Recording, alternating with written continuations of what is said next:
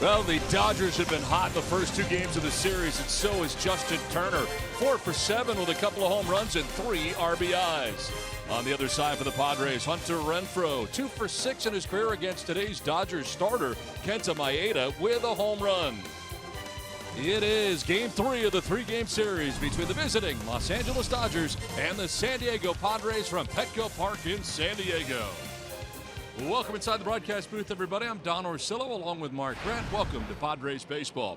Well, today the Padres try to salvage the final game of this 3-game series against the Dodgers. They'll go up against Kenta Maeda, who's been pitching well lately. He has been kind of back and forth for Maeda, bullpen starter, bullpen, but I think he has found his happy medium and kind of throwing all of his pitches whenever he wants to, and therefore the last 4 starts, 2-1 record, the opponent's only hitting 183 off of him. And look for the changeup, look for movement. He's very deliberate in his delivery, tries to keep the ball down in the zone, and the strikeout is there too. More strikeouts than innings pitched for Maeda. Jhoulys Chacín has been very good for the Padres, certainly after that opening day start against the Dodgers. It's time to put the hammer down and get some support for Chacín because he's pitching well here at home. As Don mentioned, win the last game of the series after the first 2. Last 4, opponents only hitting .215, and at home he's got a 1.83 ERA. So let's hopefully a lot of smiling faces for this Padre team in this last day before they hit the road. Well, the Padres will try to quiet this Dodgers offense. That's not easy to do. They'll try to keep the Dodgers in the yard. The Dodgers have been hitting home runs at a record pace. We'll learn more when we come back after this.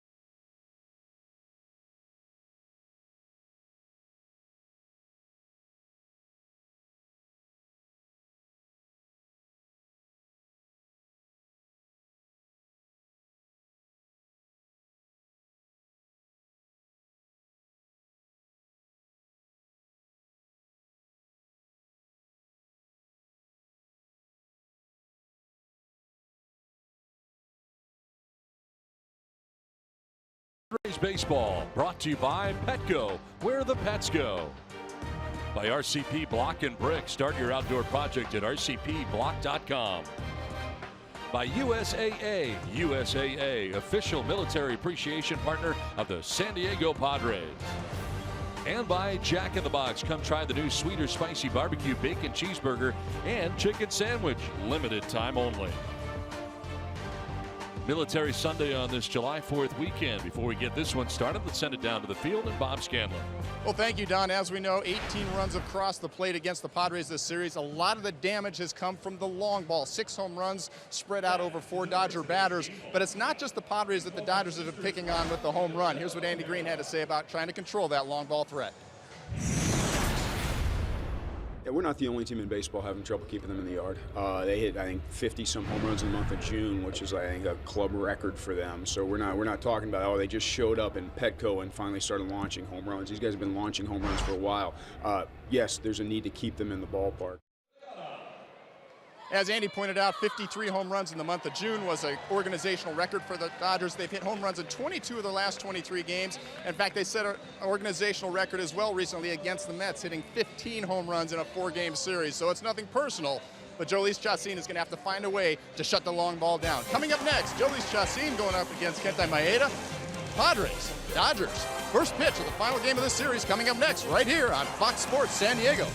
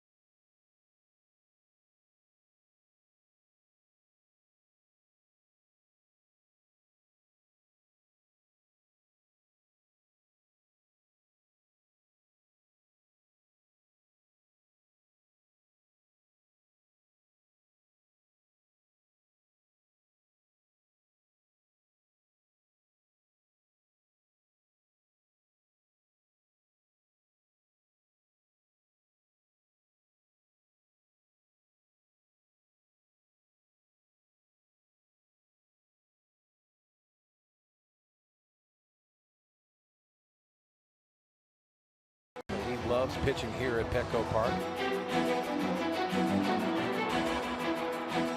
Now that is pounding the zone. Swung on and missed. He strikes out.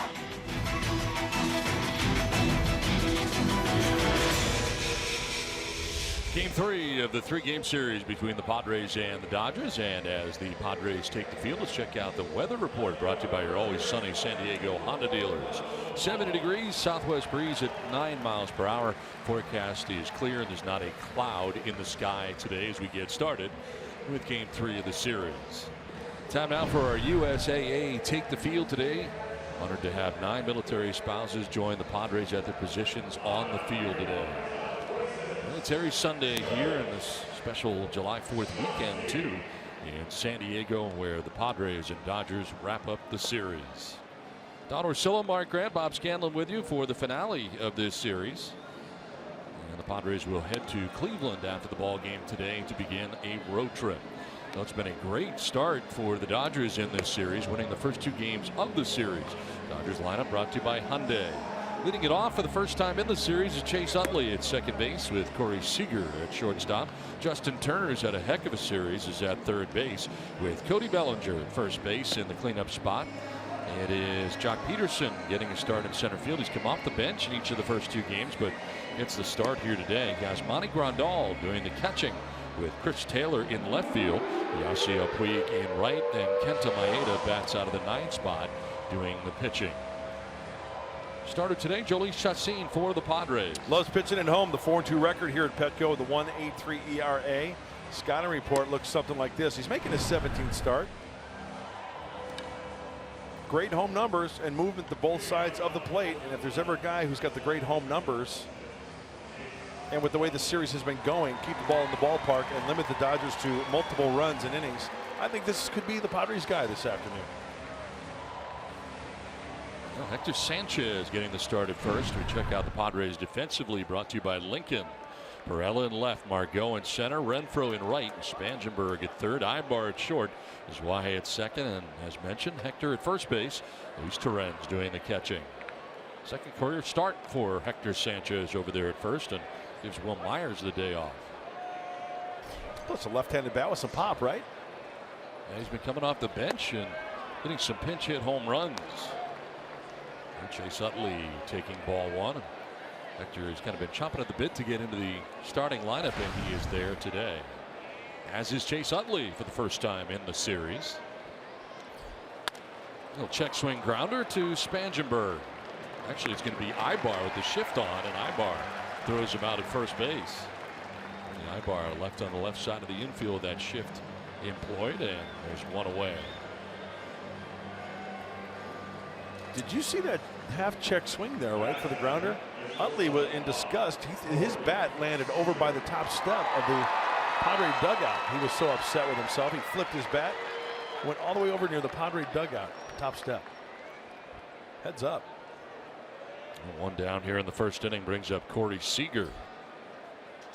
Had the first game of the series off, who was back in there for last night's game. Just shy of 300 at 299 to start the day. And over the shift into right field. A base hit for Seager.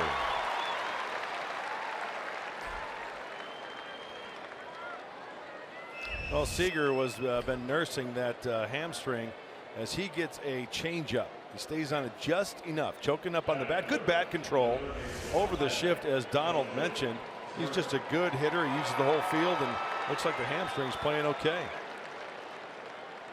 1 out, 1 on, and it brings up Justin Turner. He's had quite a series, quite a year. As Turner starts the game, hitting at .388 on the season, 7 homers and 31 runs batted in.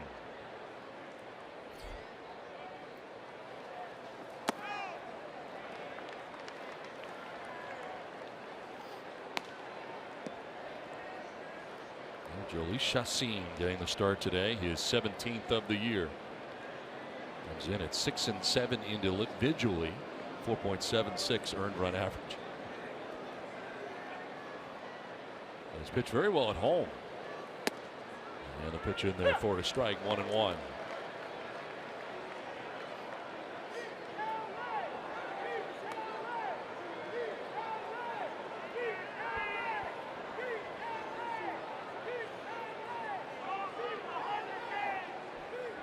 Turner's so close to the plate, as he always is, from that right side, and it looks like he's on top of the plate. Yeah, that tells me one thing. He likes pitches in. He likes to turn on them. Generally speaking, when hitters are off the plate, that means they like to dive towards the outer part of the plate, and you can pitch them in. Well, you're right. I mean, when he, you know what, when he kicks his leg, his foot is over the plate. Yeah. Middle in where that stride is. Hard to establish that inside portion of the plate, I would think, if you were a pitcher, without hitting. You need some movement, right? As far as if you want to swing and miss, he's getting back as far as he can with that back right foot. I got a question for you. Okay, if you look at the box, right? The stripe, this stripe, the one that's closest this way. If you're beyond that, you're out of the box. Right. You know what I'm saying? It's not the back part. It's not the back part. It's kind of hard to tell if his shoe is. Yeah, it looks like it might be a little bit inside the box, which is still good to go. Grounded back to the mound, gets through Chacín, and a flip to second for an out there. No, they get the out at first, but not at second base. The indication by Gibson they missed it, and we'll see if Padres are going to challenge here. That was a nifty play because Chacín couldn't come up with it. It got by him, and then a nice play by Aswahe cutting across from second base. And you got Ibar covering the bag, and they're saying that he was safe at second, out at first. And we'll see if the Padres are going to challenge here. Mark McGwire on the phone. That was so close, Don. I couldn't.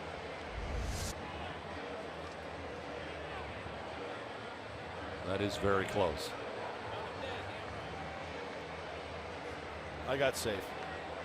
And it does not appear they're going to challenge, so they agree. Yeah, I think his foot was touching the bag. Just there, right there. You see the pillow move before Ibar's foot touches the bag.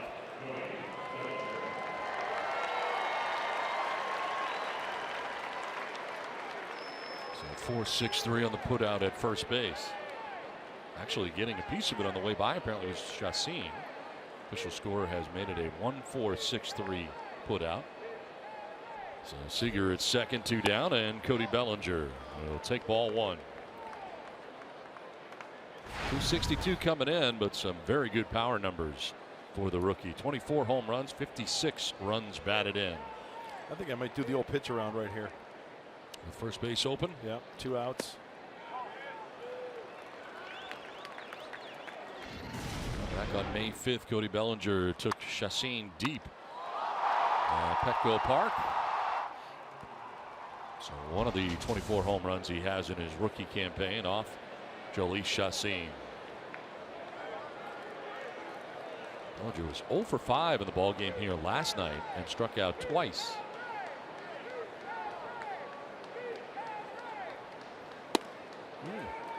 Picks up that outside corner, 2-1. 2-0 slider, nice. Fastball count. He's going to put a wrinkle in one. Hey, if he misses, you know, pitch to him in this situation like there's 2 strikes. Kind of make him get himself out. If you walk him, you walk him. You got to force it first, second, or third. With Jock Peterson coming to the plate.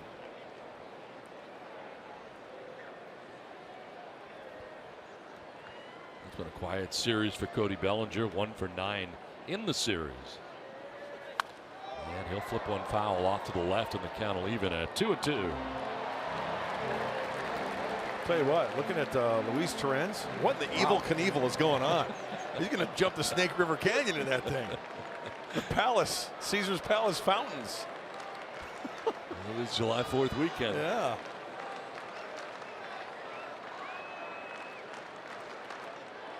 Two. Check swing. Did he go? No. They check with Jim Wolf. What do you think, Mud? He went. I haven't looked at it yet.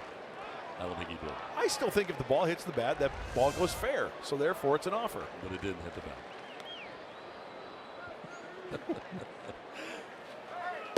That is strike 3, and Bellinger goes looking. Nice time for the first strikeout of the day for Jhoulys Chacín. Strikes out Cody Bellinger and wraps up the top of the first. Padres coming up.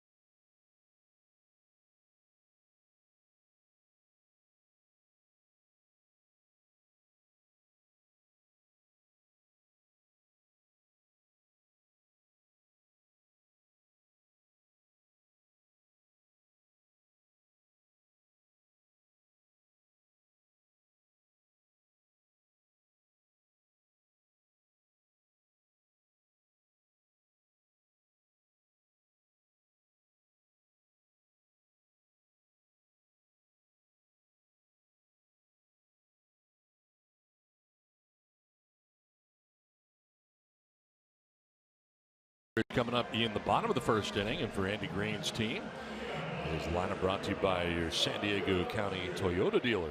As leading it off, Jose Perella in left field with Manuel Margot in center. Corey Spangenberg at third base with Hunter Renfroe in right. Hector Sanchez getting the start at first base with Eric Ibar at shortstop. Carlos Azuaje at second base. Luis Torrens doing the catching the day game after the night game, and Jolie Chacín bats ninth. Kenta Maeda on the mound today for the LA Dodgers. He's had some success here at Petco Park. Very deliberate delivery, and he makes hitters chase. Now remember, he added the cut fastball to go like the four-seamer. His slider is his secondary pitch, and then he'll flip up other secondary pitches to give hitters a look, kind of try to make them chase a little bit. But that cut fastball into the righties, into the lefties rather, and away from the righties is a very key pitch for Maeda. Jose Perella leads it off and takes strike one.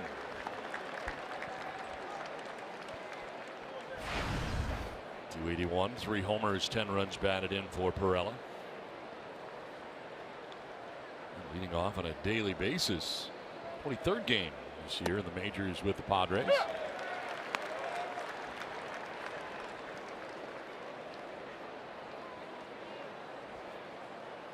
And once again, a controlled type pitcher. Maeda tries to hit his spots, not overpowering. Tries to hit the corners and work down out of the zone. Perella 1 for 8 in the series against the Dodgers. Who do you have today in Pick the Stick? I have Hector Sanchez. Hector Sanchez. I have Corey Spangenberg.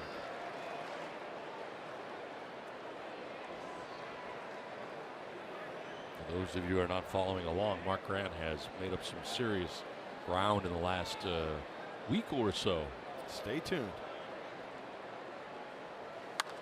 Fly ball into shallow right field. Yasiel Puig makes his way in for out number 1. Well, defensively for Los Angeles today, left to right across the outfield, Chris Taylor, Don Peterson, and Yasiel Puig. Third to first, it is Justin Turner, Corey Seager, Chase Utley, and Cody Bellinger with Yasmani Grandal doing the catching for Kenta Maeda. One down, Manuel Margot. 275, 4 homers, 15 runs batted in. Margot recently coming off the disabled list.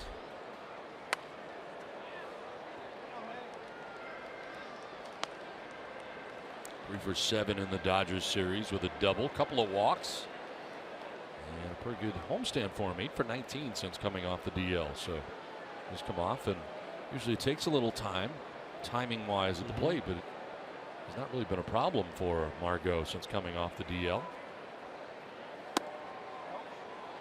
And that's an injury that you have to clear your mind. You can't think about it, because in this game of baseball, out of the box, stealing a base in the outfield, quick spurts, right? I mean, bang, right now. Especially for a guy who uses his legs as much as Margot does. Yep. Big part of his game.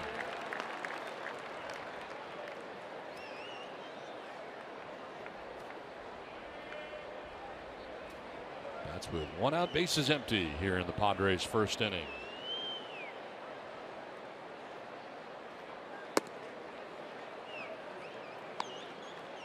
Well, there's the curveball from Maeda. Now, is that just a setup? He looked disgusted after throwing it. But still, now even in the count, 2-2, he can do so many things here. The fastball in, the changeup, the slider down and away. Looks like he's coming inside with a fastball here.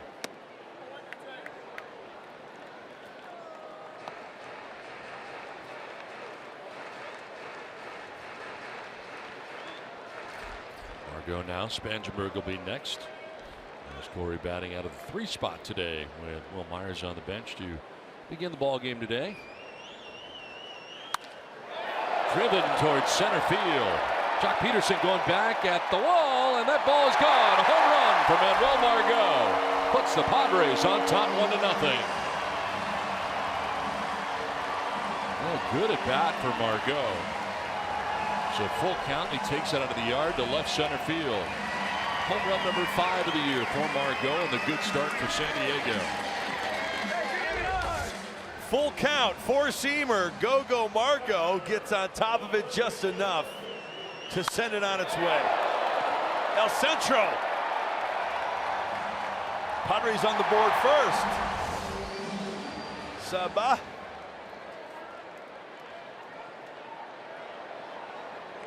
One out, it brings up Corey Spangenberg.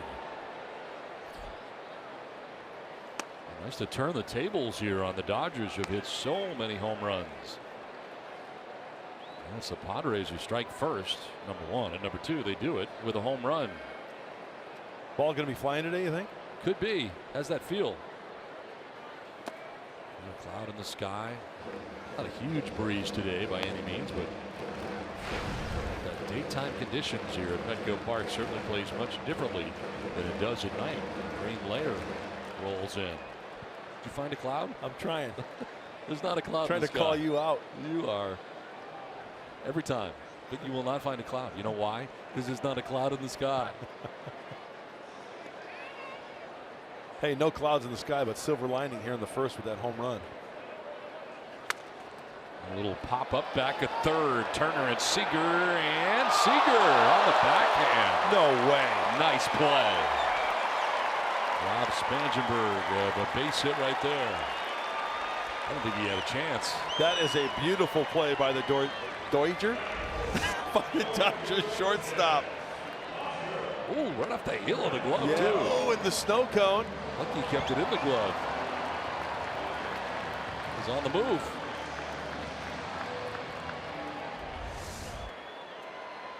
Nice play, 2 down. Brings up Hunter Renfroe.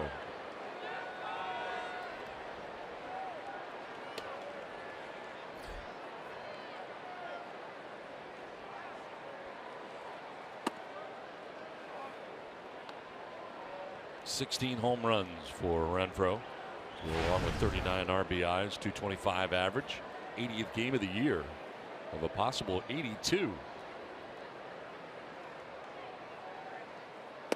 You know, I think it's a challenge for any young player to be thrown in there at the big league level, like Hunter Renfroe, the right fielder. He's the guy. I was hoping, and once again, pitchers are going to make adjustments. He's going to need to make adjustments. Renfroe, I was hoping for 20 home runs before the break. Popped up foul, backing out of play. And last year, he got a home run off Kenta Maeda.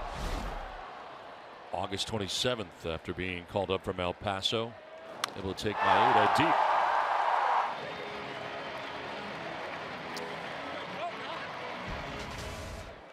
Now the team, last game here of the homestand, and then on to Cleveland and Philly, where the ball has a tendency to jump right. He could hit 4. Very small ballpark, Citizens Bank Park in Philadelphia. Anything in the air, yeah, feels like it's got a chance to get out of that place. How about this? How about a home run today for Hunter? Puts him at 17, and then 3 on the road trip. That's very fair to put him at 20 before the All-Star break. On the ground down the line at third. That's a fair ball. Heads down towards the corner. Chris Taylor going to dig it out. As digging his way to second base with a 2-out double is Hunter Renfroe. Right down that third base line and into left. Slider. Is it flat? Kind of just rolls up there over the heart of the plate. Speeds up his bat, and out of the diving Turner.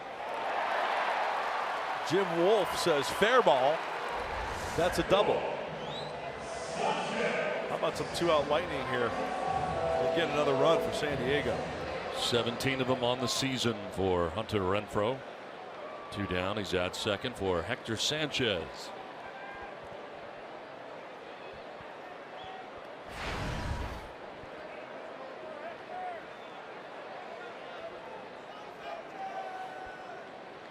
And Sanchez has been doing a great job pinch hitting for the Padres, coming off the bench, and flair for the dramatic for Hector Sanchez. Today getting the start at first base, his second start at first. Now he did play some first base during spring training, adding to his versatility.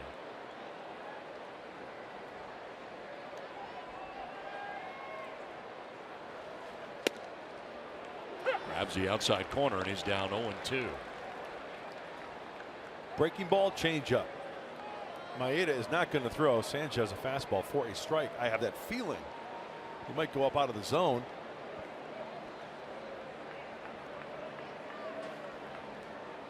Renfroe at second, 2 down, a run already in.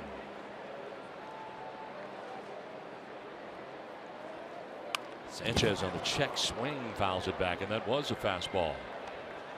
And it was elevated. Boy, Boston, they just beat up on the Blue Jays north of the border. 15-1 final for the Red Sox over the Jays. Happy Canada Day yesterday, or 2 days ago. Yeah, yesterday.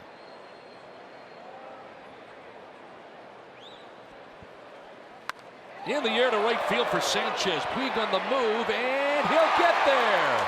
Makes a great run and catch on the warning track in right field. Sanchez with a good bid, but Puig makes the catch, but the Padres have a 1-0 lead thanks to the home run by Manuel Margot. 1-0 San Diego.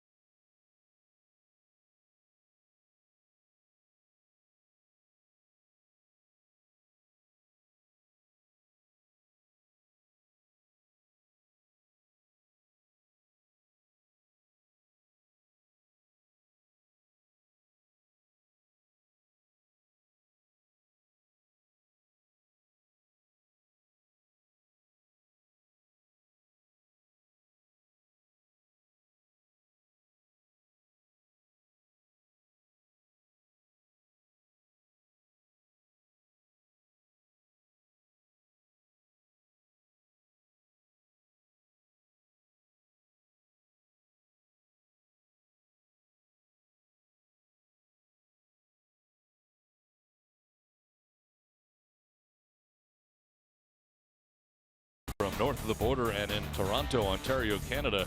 Big day for Mookie Betts. Not one, but 2 home runs as the Red Sox down the Blue Jays 15-1.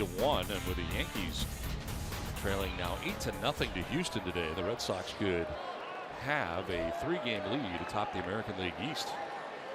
And a week to go before the All-Star break. Some separation there in the East right now. Jock Peterson leading it off here and taking a strike over the outside corner. Some very exciting times right now in Boston for those Red Sox and the way they're playing.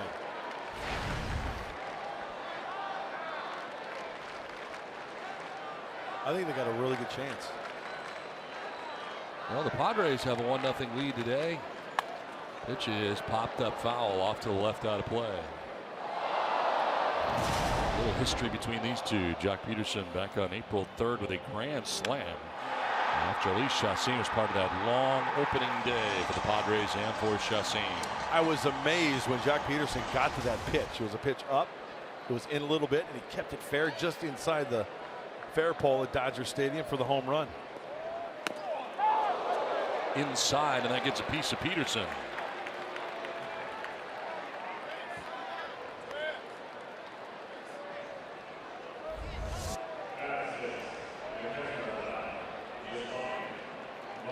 Skimmed him on the way by in the hip pocket.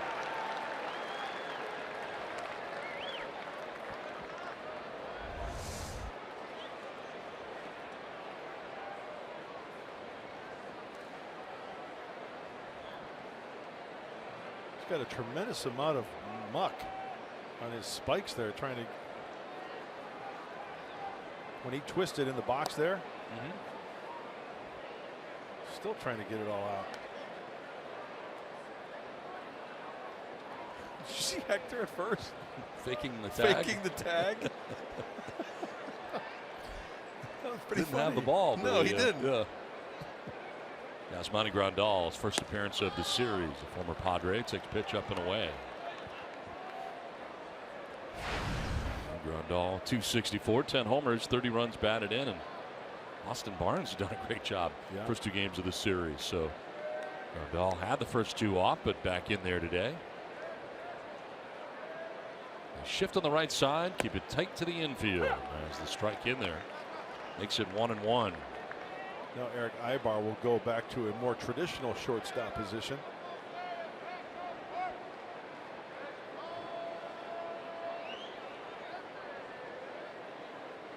Possibly anticipating Grandal wanting to maybe beat the shift and put something down. Now he shows bunt after the switch from Ibar. And Chacín jumping off the mound looking to cover that bunt. Don, you make a good point, because ball leaves your hand as a pitcher. Yes, you become a fielder, so you got to cover that third base side. You got to be here and there in case he wants to lay one down.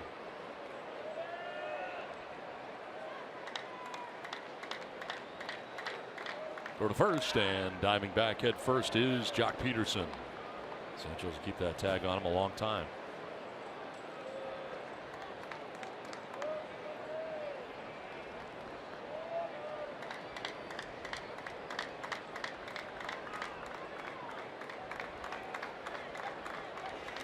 Bunts at it, fouls it off to even the count at 2-2. Kind of late to getting to that squaring position. Yeah, late and poking at it. Watch him stab at it. See how the barrel dips below the baseball? Not good. Still, level, top half of the baseball. And you started right at the top of the strike zone. Yeah, right? and you don't go down with your hand. You go with your knees if you want to lower.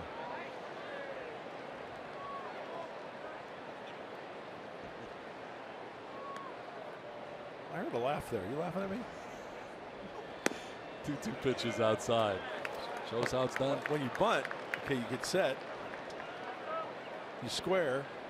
You don't do this. You go with your knees. Third base side. First base side. I'm serious. No, I know. Ball 4, and down to first base goes Grandal. So hit batter, walk, 2 on here with nobody out.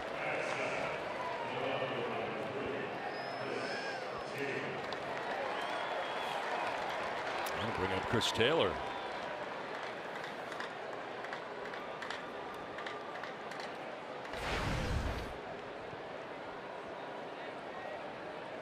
Chris Taylor 2 for 4 here. Last night had the home run.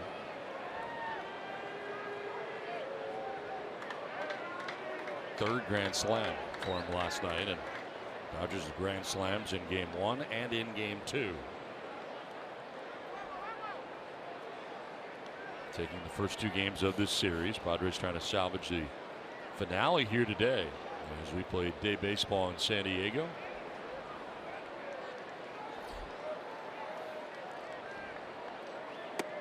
Taylor will take a strike over the inside corner. Slam for Taylor, part of the Dodgers victory. This one off Craig Stammen. That was just poor location on the 2-seam. It leaked back hard of the plate.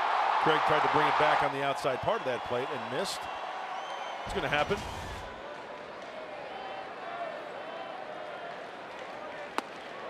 He's swinging for the downs right there and finds himself down 0-2. And sometimes when you hang a slider, you get away with a swing like that. That was just enough out of the zone for the swing and miss. The launch angle kind of cost him there, I thought. This grand slam in a single season. Taylor's got 3 in Dodgers history. Matt Kemp's on that list. Beltre, Piazza, Cal Daniels. Cal Daniels. That's a name from the past. Wow, that's going back. Erstwhile Red and Dodger.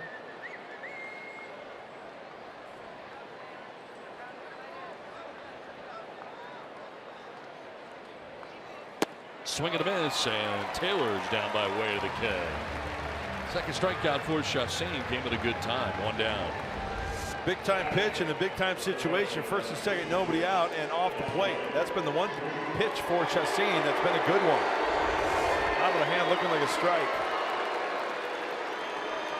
And here's a guy who can roll into a double play. He leads the Dodgers with 15 in that category. CL Puig, 250 for the year. 15 homers, 42 runs batted in. Started the game last night on the bench, but got into the game late. And started in game 1 as he takes strike 1.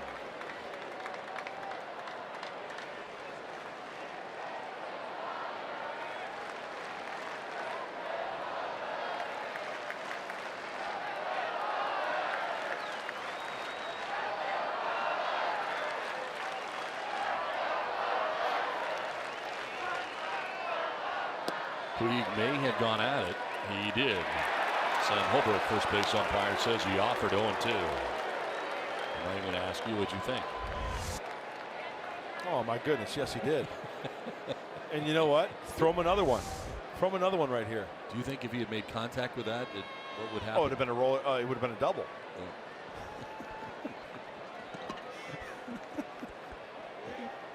One out, runners at first and second. Do not throw him a strike here.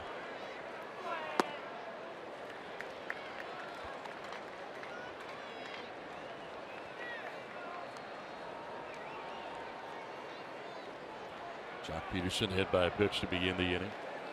Grandal walked. Taylor with a strikeout, 2 on, 1 away. Puig will lift it down the right field line, headed foul. That one there, it looked like it caught a lot of plate, but it was up, and tough for Puig to really get up on top of it and do something with it. Late on it as well. You know, he might be thinking about that slider in the back of his head, and then got that fastball, then bam, emergency swing just to try to stay alive.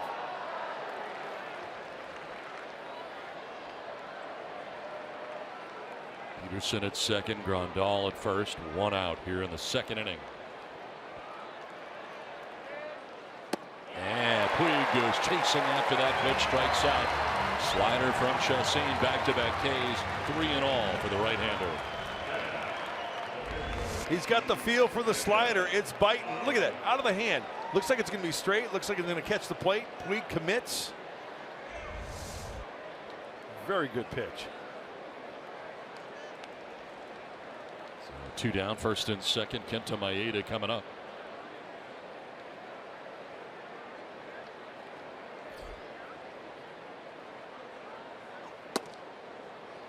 Strike 1 to Maeda. 3 for 25 at the plate. The Dodgers pitcher has a home run, 8 runs batted in his career, which has spanned about 1.5 years in his second season now in the majors. 8 years with the Hiroshima Carp.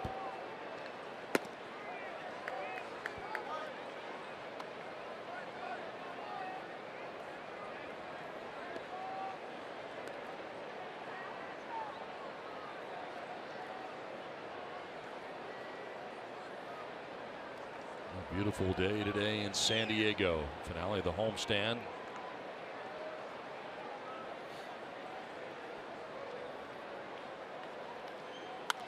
Little pop-up in the infield right side as Wahe will take care of out number 3. Chacín works his way around to hit batsman and a walk. 1-0 Padres.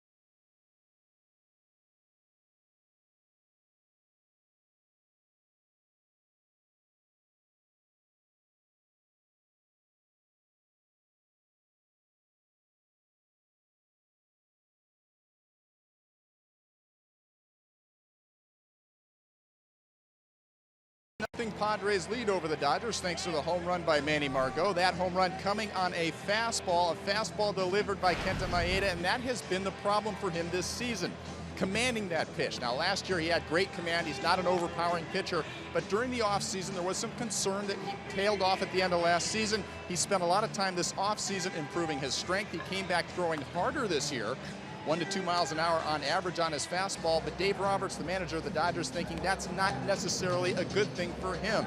To try to get his command back, they put him in the bullpen.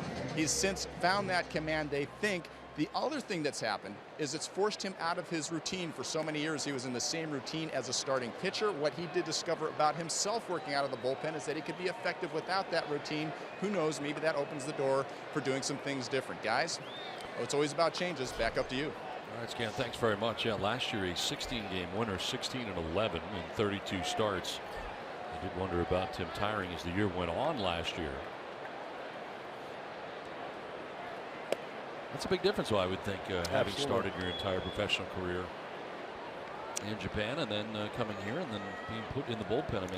I mean, having a chance really to pitch every day has got to be different. A mindset for you headed to the park every day. I think every pitcher wants to be a starter because that's where, if you're one of the 5 in the rotation, that's a good thing. Now you get sent to the bullpen to work on some things. Now, what I tried to do was have the mindset, okay, I'm going to get a chance to pitch probably every day. Probably not the case, 5 out of 5, sure, whatever. But still, you're going to get a chance to pitch more often in shorter spurts. And I think Bob makes a good point about Maeda that every guy is different, but you got to find that happy medium to where you're prepared. Now that he's in the rotation, he knows what it's like being in the bullpen. Probably much more comfortable in the rotation, and he has found that happy ground to be effective as a starter. Last year logged 175 and 2/3 innings in his first year in the major leagues.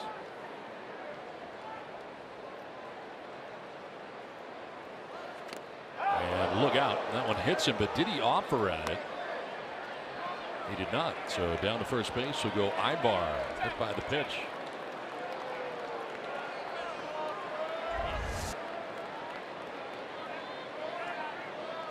Yeah, he did not offer it. He was bringing the bat back. Did you see that?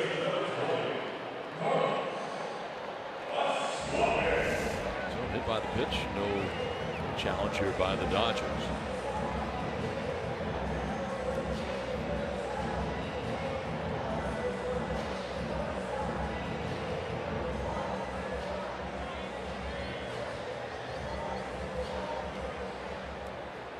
Runner on here for the Padres, first time today. Ibar at first base, hit by the pitch. And Carlos Wahe coming up here for San Diego.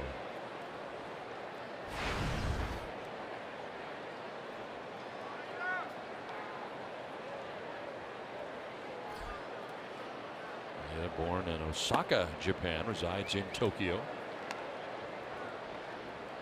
You ever been to Tokyo? You know what? I have not, but I really want to go someday. Tokyo Dome is pretty cool. Yeah. They call it the Big Egg, right? Yeah. Yeah. It's kind of reminds me of the Trop a little bit. Really? In Tampa, yeah. On the ground and through the right side for Wahe. Ibar touch second. He's headed to third. Throw from Puig is going to be high. And up to second base because of that throw goes Wahe. So it's second and third, nobody out for the Padres.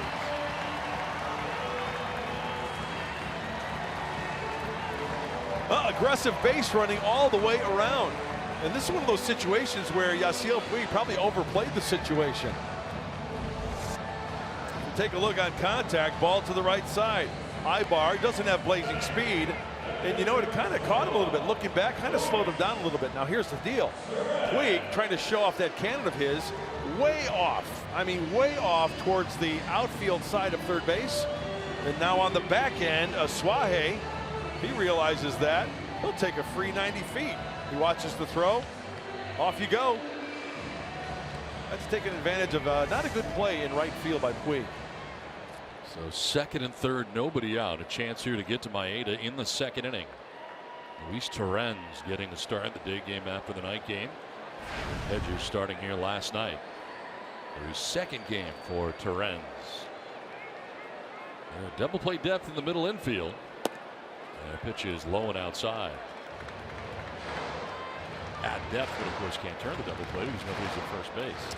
You know how what I mean, though, right? Yeah, exactly. How about a safety squeeze here? Look at how far How about back. a Fresca? How about look at Bellinger at first base? I mean, he's way back. I mean, that is a free run. If you bunt one down towards Bellinger, I say lay one down. Outside, 2-0.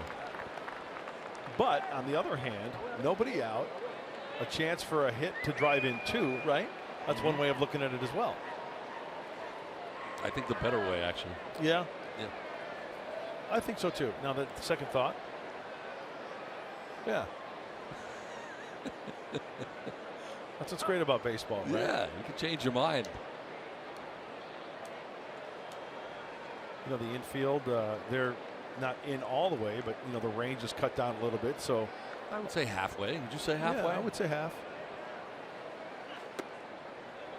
This inside, 3-0. You have Chacín on deck. Who can hit a little bit now? Yes, he can. 8 for 27 on the year. He's got a 296 average. And has been used as a pinch hitter by Andy Green this year in some instances. You know, the discussion right there from Grandal, Seager, and Maeda might have been, hey, 3-0, you got a base open, look who's on deck. But then on the other hand, Chacín can handle that bat with the best of them. Very respectable at the plate.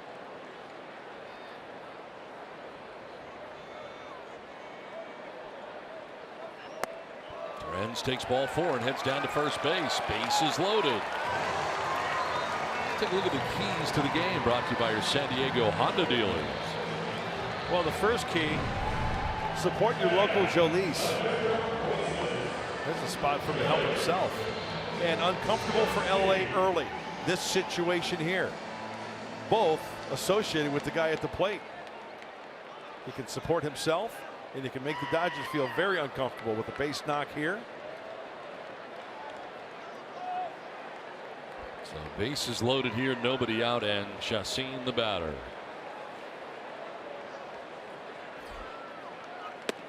He'll take strike 1. Fastball in there at 91.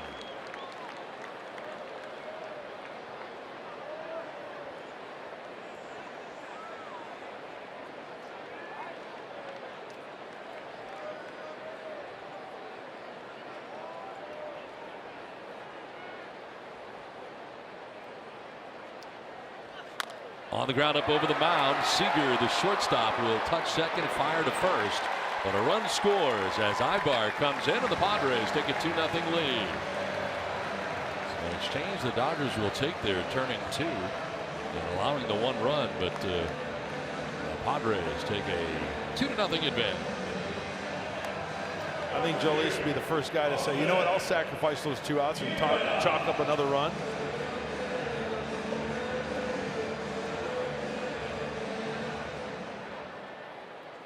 Runner at third now, 2 down. Lineup turns over, and you got Jose Perella coming up.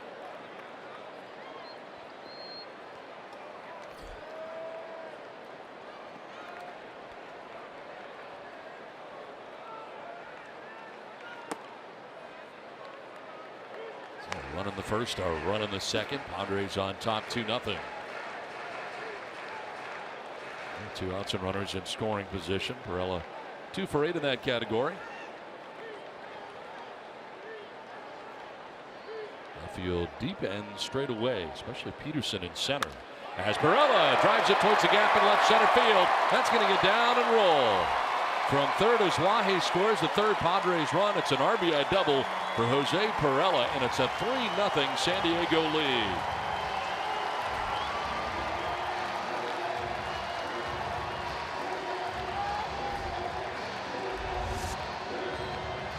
Swinging early, that's a mistake. Right down the middle, just above the knee, splitting the gap. Talk about making LA and Maeda feeling uncomfortable. They're doing it right here in the second inning. The Cunningham and the interpreter heading here to the mound to talk to Maeda.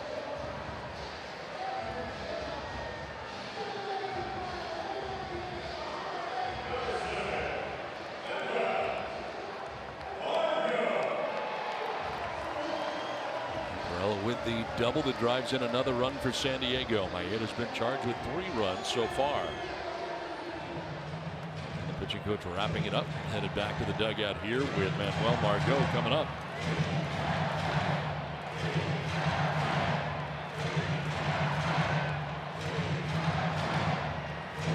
Go with a home run first time around against Maeda in the first inning.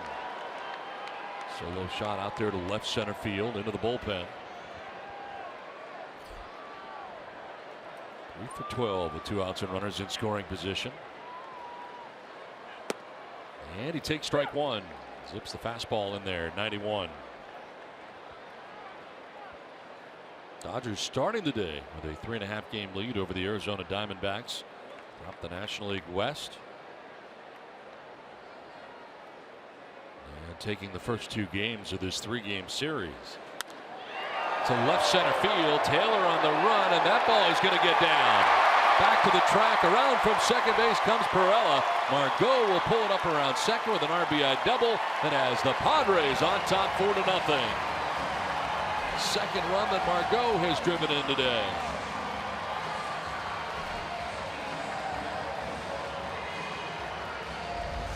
Well, the hits are coming in bunches. If it's not a mistake fastball, it's a mistake breaking ball.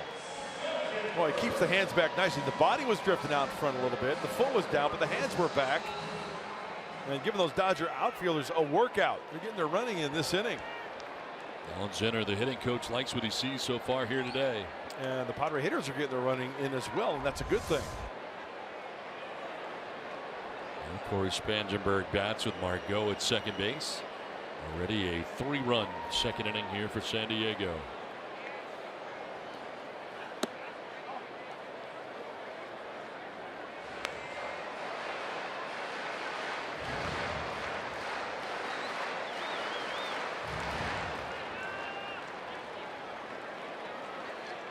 Action for the first time in the pen. Grant Dayton is up for the Dodgers. Saw him in game 1.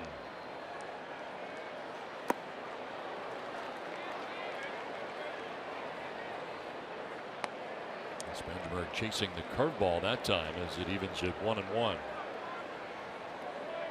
Spangenberg, the 7th member of the Padres, at bat here in the home half of the second inning. Now to this 4-0 advantage today against LA.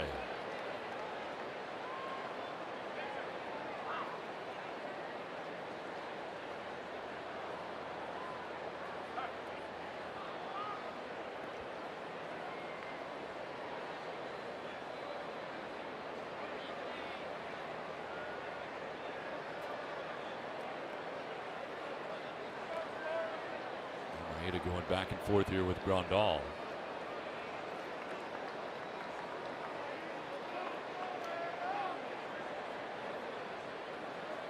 Now they've decided on a 1-1 pitch.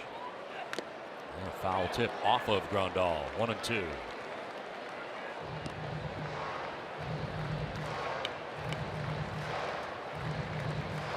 Padres got a run in the first. So far 3 here in the second. And have a 4-0 advantage.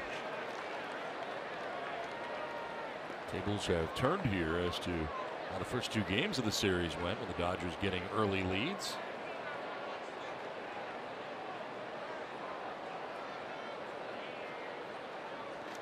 In the dirt, kicks off a Grandal. No advance for Margot. Not far enough for him to try it. That curveball there was set up by the curveball earlier in the at-bat when Corey swung and missed at it, but good recognition by the Padre third baseman laying off that pitch.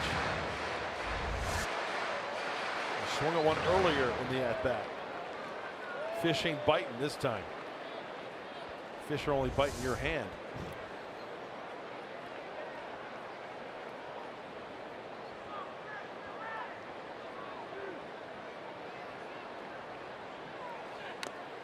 Fouled off, and he stays alive. By the way, a lot of people still asking on Twitter, how's Don's hand? It's doing great. It really is. It is almost completely cured. It's healing up nicely. Yeah, very nicely. Yeah. The burning has gone away. You're in the clear, as I tell everybody. Okay, I'm out of the woods. It's touch and go there for a while.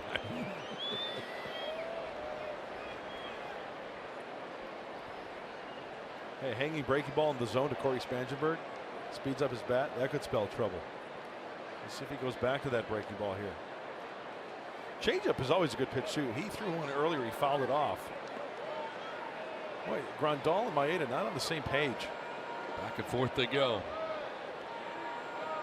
Especially as long as this inning has gone on. They have disagreed more and more. Swing and a miss, elevated there, and Spangenberg strikes out to end the inning. But the damage done. Padres get 3 runs in the inning.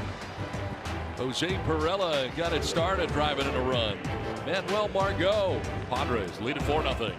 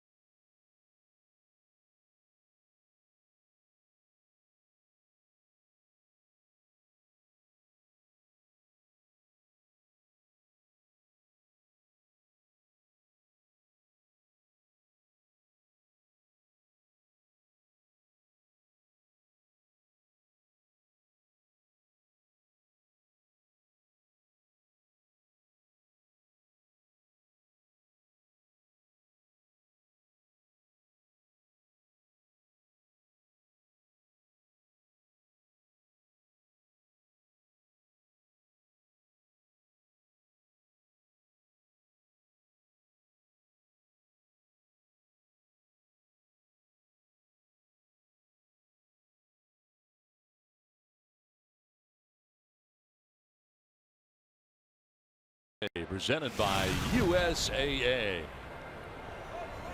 a beautiful Sunday here at Petco Park in San Diego as the Padres and Dodgers play in the 3rd inning with the Padres on top 4-0. Not a cloud in the sky today. Bud's been looking all day and hasn't found one yet. Chase Utley will take strike 1. Hey, I don't know about you, but as a kid, I could not wait for July 4th. You? I like July 4th, but it wasn't like the biggest holiday of the year for me. But I you mean enjoyed you weren't excited about your country's independence? I was excited about it very much. We had a farm off the back of our house, and there was a stadium where events would take place. They always had fireworks. So we'd go out by the farm. Perfect. And sit out lawn chairs with all the neighbors and stuff up on top of the garage to watch the fireworks. And it was just something I looked forward to all the time. It's not about being free and independent. There's strike 3. Chase Utley strikes out. That's 4 strikeouts now for Chacín, working with the lead. Well, I liked it. Don't get me wrong. I thought it was fun. It was spectacular. Love the fireworks.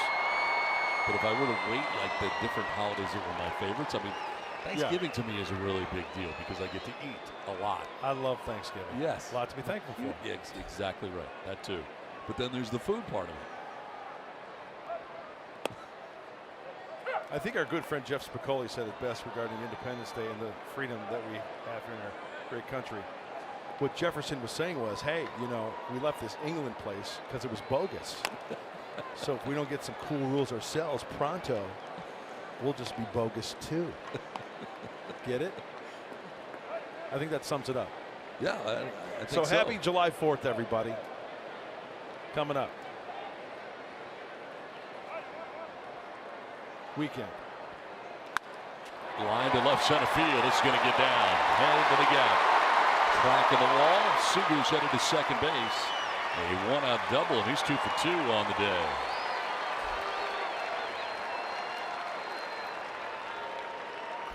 Impressive with the leather and the glove and the bat and going to whole field. pulling the ball, staying on the breaking ball, going to left center field. Every part of his game. But he can be pitched to. And he's having a heck of a series. First time he's played in 2 days in a row in about a week or so with that hamstring of his. He's been going day on, day off, day on, day off. So played yesterday and also playing today. One out runner at second, and Justin Turner grounded out his first time up. And per usual, right on top of the plate.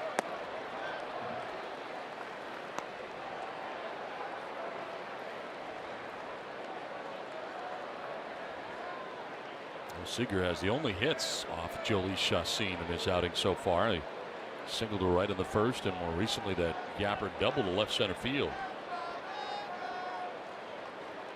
A lot of gappers already in this game between the Padres and the Dodgers. Most have gone to left center field.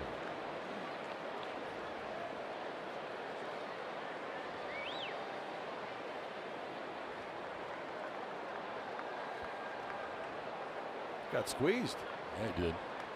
Called it a ball. Looks like it's right on that inside corner, but because he stands so close, yeah, I think it changes it. That's close too. Yeah.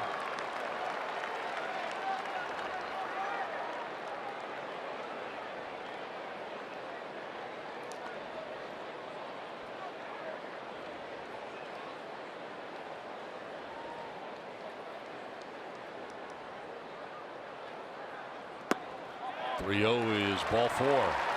Some very close pitches there. Second walk on by Chacín. The Dodgers have 2 on with 1 away. And the conference at the mound.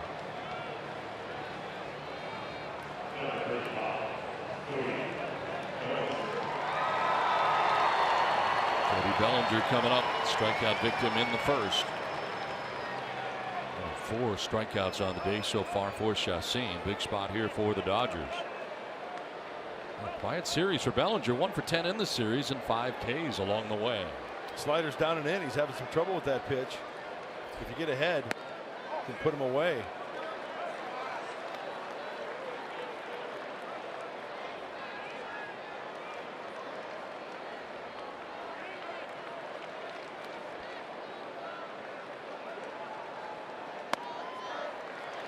Two and 0.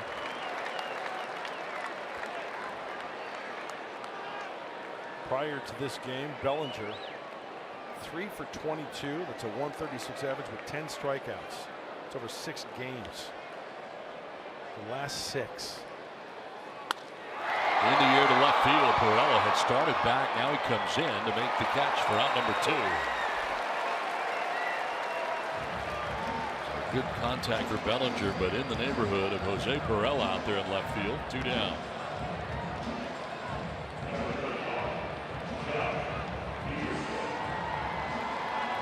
Bring up Jock Peterson.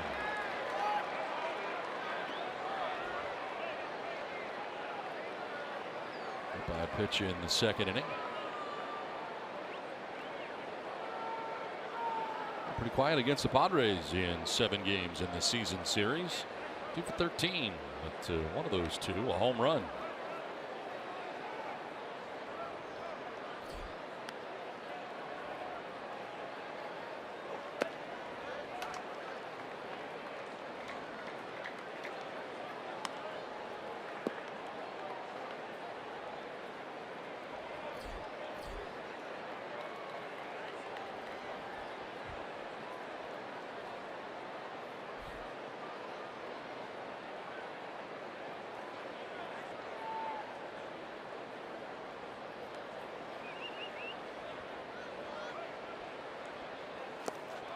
Half-hearted swing, kind of changed his mind in the middle, but he goes around 1-1. It's a changeup. Looks like a fastball, way out of the zone. That's the beauty of the changeup. It could beat down the heart of the plate, but you take 3 or 4 feet off of it at about 8 to 12 miles an hour.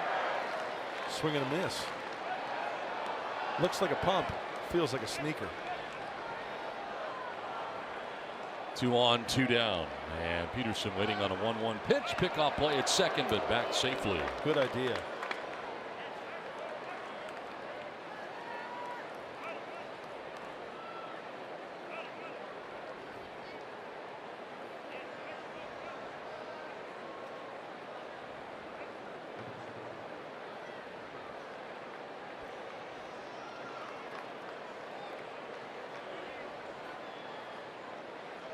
2 on, 2 down, and Peterson waiting on a 1-1 pitch.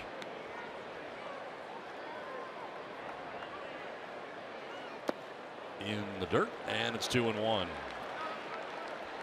Some taxing innings here for Chacín. There's been at least one base runner in every inning for the Dodgers. They have 2 on in the second, 1 in scoring position in the first, and right now Chacín trying to work his way around. 2 men on in the third. Next pitch will be the 53rd for Chacín of his outing through 2 2/3 innings. Nice. On the corner, nicely placed to even the count. That ball has some serious movement to it. The backdoor slider.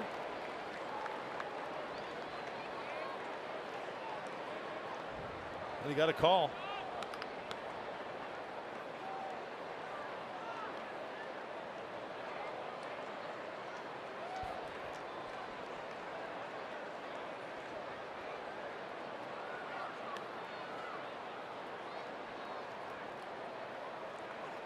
Line down the right field line, and it is headed foul, and will indeed be foul.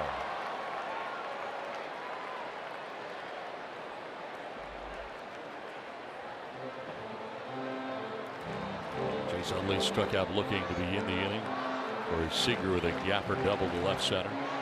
Justin Turner walked. And then Cody Bellinger flied out to left field, so 2 down. Runners at first and second, and Jock Peterson with a count of 2-2.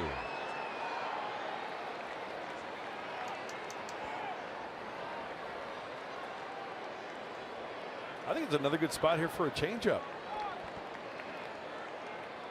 Runner in scoring position is going to look for the fastball, pull the string on him.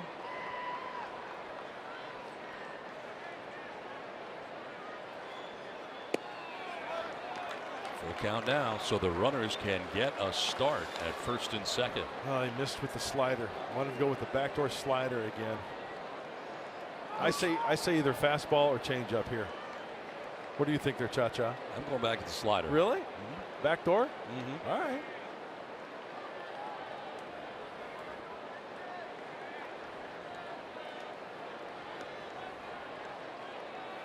Payoff pitch. And it is just outside. Tried the slider and kind of surrounded the plate. Didn't get the strike call. The bases are now loaded. Yeah, that's well off the plate.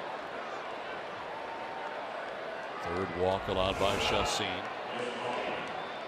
2 of them coming in this inning. And Yasmani Grandal coming up. Walked in the second inning. He's got one of those 3 walks.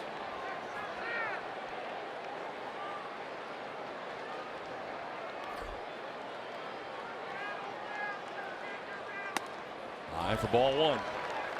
Starts him with a fastball and bringing it at 96, but it was up. His career home runs against the Padres since 2016. The former Padre, Yasmani Grandal, with 8.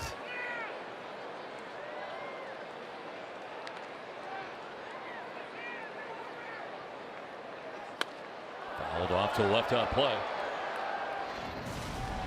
For Yasmani Grandal, he homered off Chacín, also on opening day. Dodger Stadium in LA. That's the old righty on lefty breaking ball that hung right over the heart of the plate, speeding up his bat, sending it on its way. Outfield swung towards left. I say hard away. Have him take it to left field if he hits it in the air. He's behind 2-1.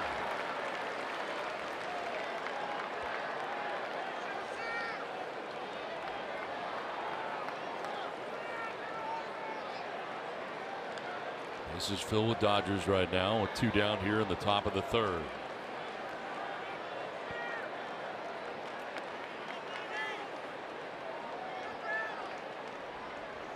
Grandal swings and misses at the fastball that was up. 2-2. Well, would you agree with me? A lot of hitters these days, they're going after the high heat, right? They're going after the high fastballs. There's a high 2-seam fastball at 93 with some run to it. A lot of guys are going after the 4-seam fastball up in the zone. 25th pitch of the inning coming up here for Chacín. 60 pitches deep in his outing right now.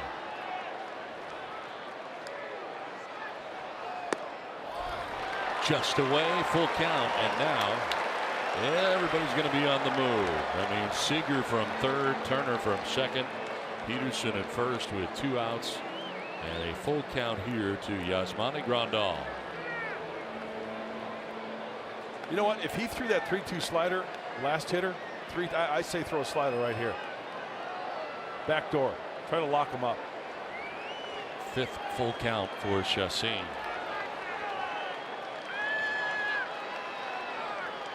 Grandal grounds one towards third base. Spangenberg coming in, throws on the run, and in time. Jhoulys Chacín on the bases loaded jam in the third. Padres have a 4-0 lead after 2.5 from Petco Park. Taxing inning, yes. Scoreless, yes. 4-0 Padres.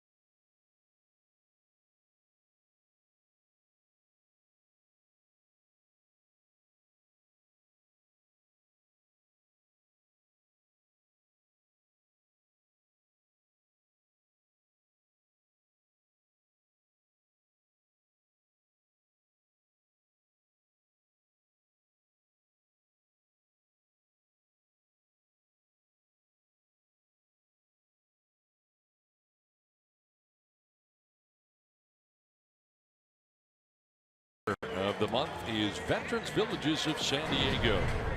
Visit foxsportssandiego.com for more information.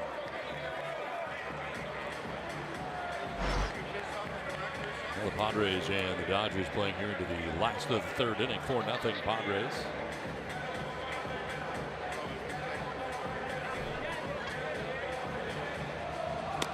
Santa Maeda back on the mound here, ready for the bottom of the third inning.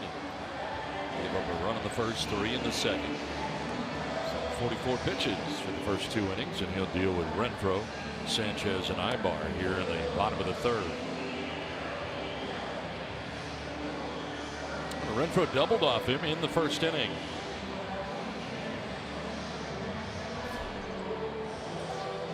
They're going to shift on Renfroe now, left side of the infield. With Utley going over there, Corey Seager, Justin Turner stacking it up on the left side. Oh, it's got, hey, why not? Let's give the Olympic rings while we're at it. There you go. Yeah. Why not? What do the bottom 2 show? Olympic rings. Oh, I said, okay, you just made the rings. I went 1, 2, 3, and I said, hey, while we're at it, why not just go with the Olympic rings? 3 for 7 in his career against Maeda with a home run and 3 runs batted in. Drop in there for a strike, 1-1. I would say there was a big time pitch by Chacín getting out of that stressful inning. Went with the 2-seamer away, kept it on the ground. A nice play by Corey Spangenberg.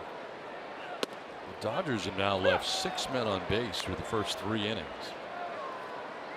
None of these innings have been easy for Chacín. He's had to work around some guys being on. And so far unscathed in the game.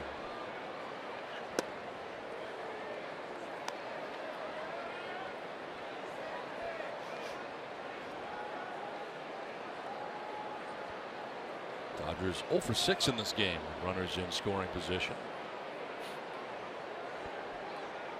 2-2 pitch. And a liner the other way. Hunter Renfroe's got another hit. This is a single opposite field at that. Renfroe's 2 for 2.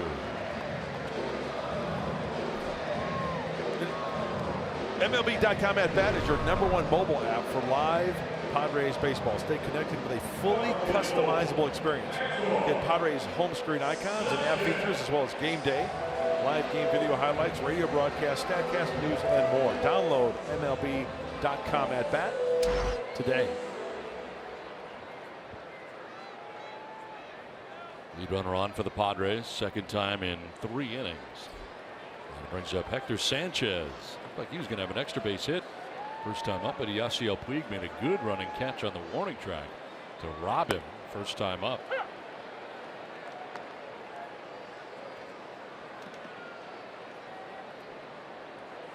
Grant Dayton still warming in the pen for the Dodgers, as he was last inning. So I think from here on out, it's going to be a pretty short leash for Kenta Maeda. He's already given up the 4 runs.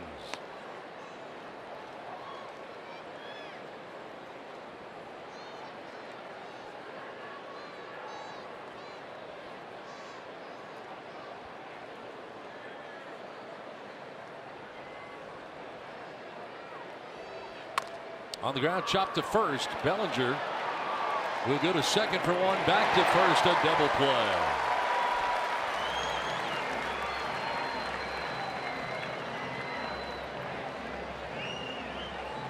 This copyright telecast is presented by the authority of the San Diego Padres that may not be reproduced or retransmitted in any form.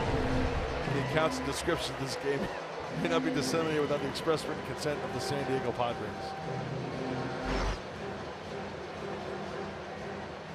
Brings up Eric Ibar, hit by a pitch. His last time up came around to score the second Padres run.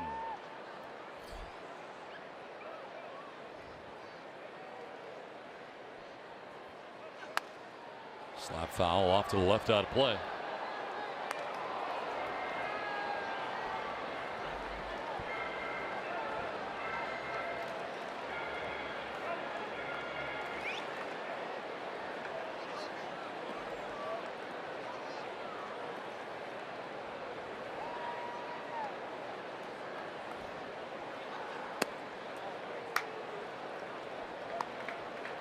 On a strike to Ibar. 2 down here in the Padres' 3rd inning. Retro single to begin the inning, but Sanchez grounding into the double play. Now Ibar trying to get something done with 2 outs in the inning. He ground one sharply, but foul outside of first.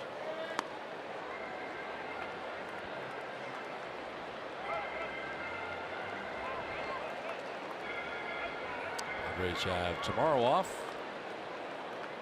Cleveland and Philadelphia on this next road trip for the Padres. After leaving beautiful Petco Park. That is the homestand of the year. That is such a beautiful shot right there, isn't it? It is. Top of the upper deck, right? Man.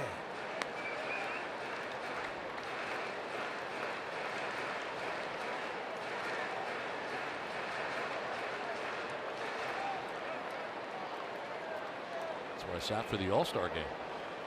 And not a bad seat. No, great view.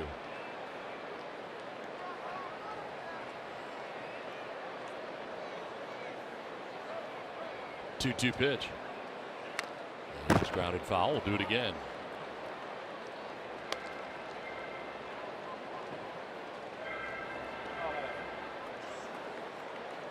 All-Star game, of course, this year in Miami and on Fox.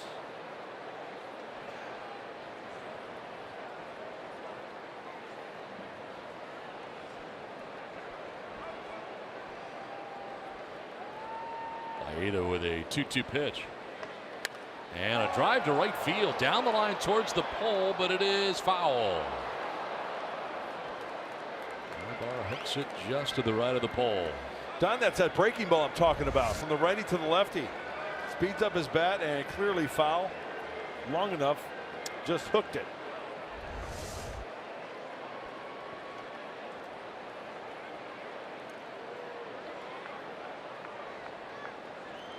How do you hold your curveball? That curveball? Yeah.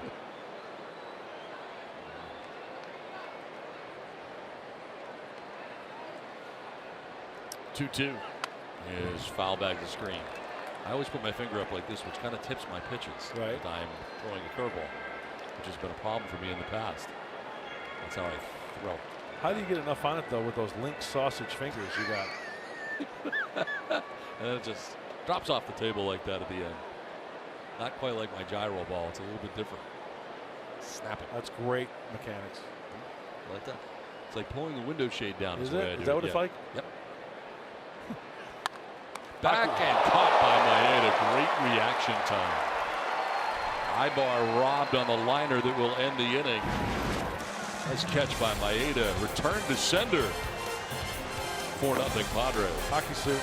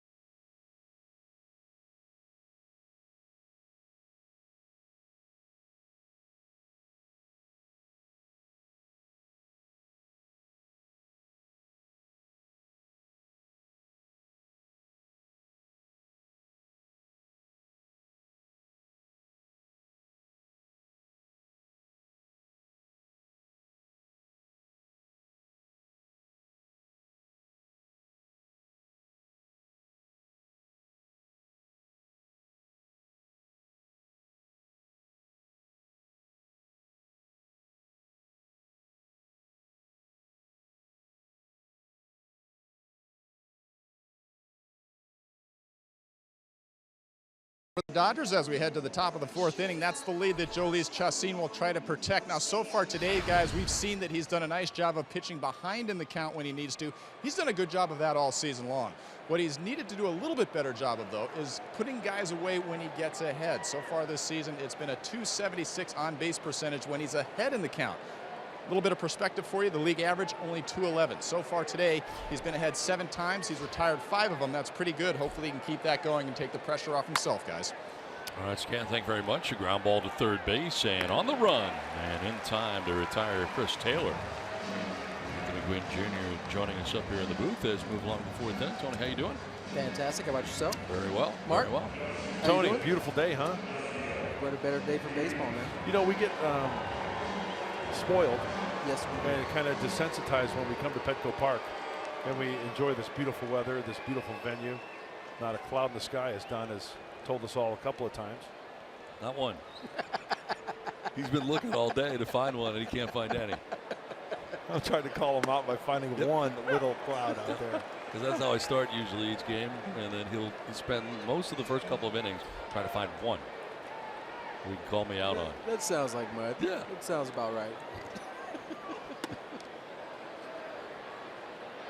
Some pressure spots for Chacín, making some good quality pitches, huh? He's gave his best impression of Houdini in these first few innings. Worked his way out of some jams. You could use an economical inning right here. The pitch count being where it is. It's 65 through 3 1/3. Yeah. In some respects, I mean, I think that's what makes the Dodgers lineup so tough is that they put that kind of pressure on your starting pitcher. Those economic innings are just tough to come by when you're facing a lineup like this. A lot of long at bats. Guys grinding, trying to get on. They're finding a way on too. They've left 6 men on base. And this one is to center field. That's going to get in for a base hit. Yasiel Puig has got himself a hit. With one down here in the 4th inning. Well, Bob Scanlon was just talking about Chacín and putting hitters away. A 1-2 count there. And as soon as that ball was struck, Jolis had the reaction like, oh no, he bent over at the waist and it's a two-seamer. He wanted to get it down and away. And Puig will gladly sacrifice. Look at the Chacín's reaction there. Oh, I left it up. I left it over. I didn't get it down there. He'll gladly sacrifice that broken bat for a base knock. 1 out, 1 on, and Kenta Maeda, the pitcher, who's squaring here, coming in from third is Spangenberg.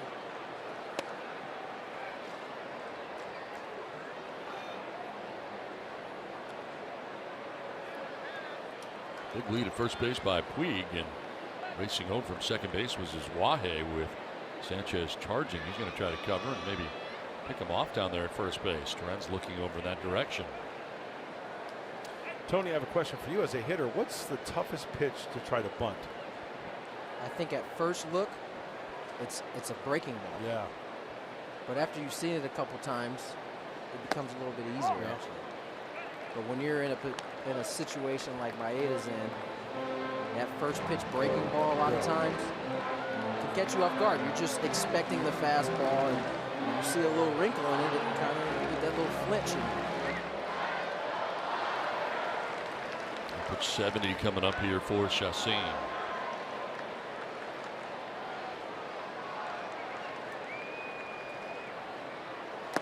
Pulls it back. Nice pick on the backhand by Torrens. So a guy coming out there throwing mid-90s, that's not a problem as far as bunting. You probably prefer that to something with a wrinkle in it. I would prefer anything that's straight compared to the wrinkle. Now, you also have those guys who are throwing that hard and they got a little sink to it. That also can be difficult, but I think even then, the balls are going in the direction that you want it to go to. So if you can get the barrel on it, it's usually going to be down. He gets this down, and Sanchez will go to first base. Sacrifice complete. As Puig will take second base.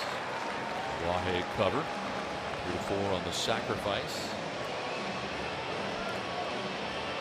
Turns over the lineup and brings up Chase Utley now. 2 down and a runner in scoring position.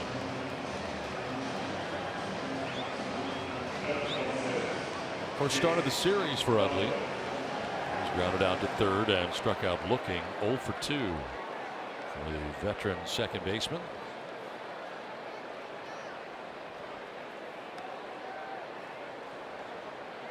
Did you play with Chase? I did. I played with him in Philly.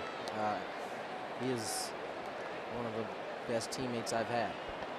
Just if you enjoy watching a guy go about his business and seeing somebody work at their craft, Chase Utley is up there in my book. I think in his time in LA, he's become a lot more open to more conversations. And I think when he was in Philly, he was about his work. He'd always be willing to lend some advice if you ask, but now he's much more, I don't know, relaxed and seems to be more open to teammates, coming up and interrupting what may be his routine. I remember Larry Boa, who I really have a lot of respect for. He was a coach for the Phillies when Chase Utley was there for many years. And he said something to me that really stuck with me, and it really made sense. He says, Chase Utley isn't the guy who plays to win. He expects to win. Yeah. And there's a big difference there.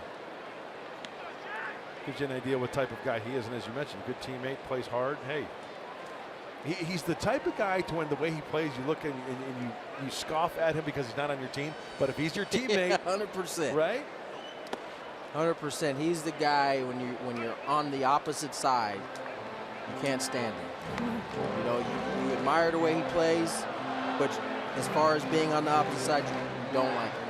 But then you have an opportunity like I had to play with him, and you think he's the greatest teammate ever. Yep. And he's a guy who leads by example. I think a lot of those guys, Corey Seager especially last year, got to see him work on an everyday basis, and he had a good year considering how much older he is compared to everybody else. And I think those guys learned so much just about how to prepare for games, the mindset needed to go in. And I think that if you ask those guys in that Dodger locker room, I think they all benefited from it. About him and Jimmy Rollins up the middle in Philadelphia for as many years as they were there. And they had all those guys there in Philly. That was one of the toughest lineups, 1 through 8. Ryan Howard in the middle of that. Jason Worth. Foul off to the left, still 1-2. Shane Victorino. I mean, they had guys really 1 through 6 that you really had to lock in and try to figure out ways to get them out.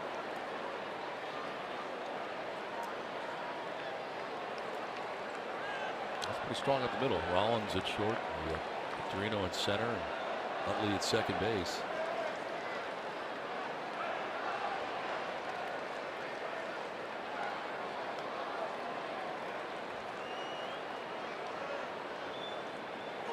One-two is fouled off to left out of play. World champions in '08, I believe. Yeah, I was part of the Brewer team that faced them in the first round. They beat CC Sabathia in game 1. Really set the stage for them to roll through the rest of the playoffs. Able to beat Joe Madden's Tampa Bay Rays in 2008 to win that championship.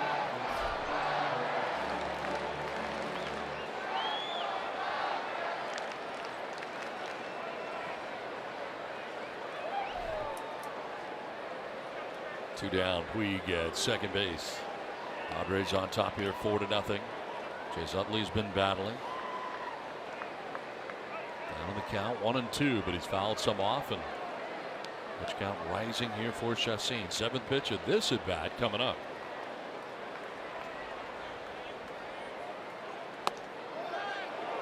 And it's ball 2. This is one of those long at bats we've talked about. Chacín making pitches, doing what he wants to do, but Chase Utley has spoiled quite a few of them, and his pitch count continues to run high.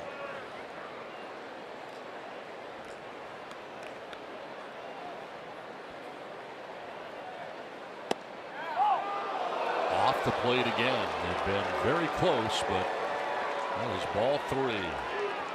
Yeah, I think that was a ball. Had the right idea, trying to backdoor that slider. He's been trying to do that a handful of times this afternoon. Weren't you guys talking one day about the ball wrapping around? Oh, that's him. That's all him. That would be me. It surrounded the plate, but not a strike. Right. In fact, I ran it out there. What inning did I run it out? Second inning? I have one today already. You've said it about 3 times, 4 times today. Surrounded the plate, but not a strike. Yeah. Surrounded the plate. Right around. I think you guys had the plate out here one day. Oh, we did. Yeah. The fat guy over there had.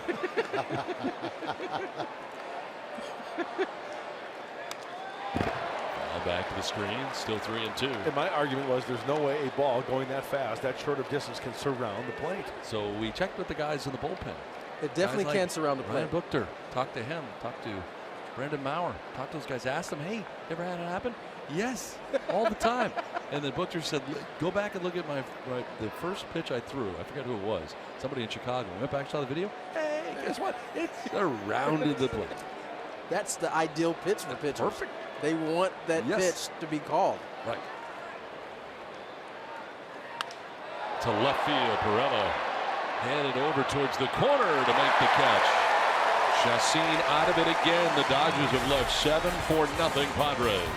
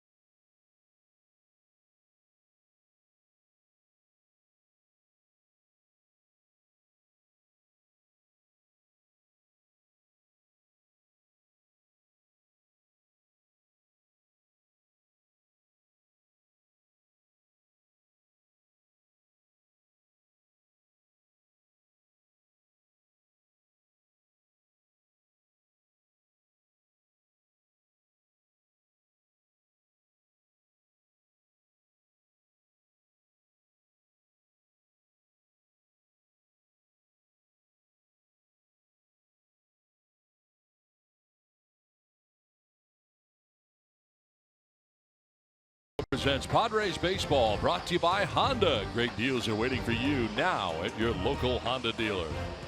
By Petco, where the pets go. And by USAA. USAA, official military appreciation partner of the San Diego Padres. Military Sunday here in San Diego and at Petco Park. Final game of the homestand, last game of this 3-game series between the Padres and Dodgers, and things have gone well so far here today for the Padres, on top 4-0 as they come to bat in the bottom of the 4th inning. Third of the order, Carlos Suarez, Luis Torrens, and Jolie Chacín anticipated. Carlos Suarez with a single to right field in the 2nd inning, first time up against Maeda. He would come around to score the 3rd Padres run of the 4 they enjoy today.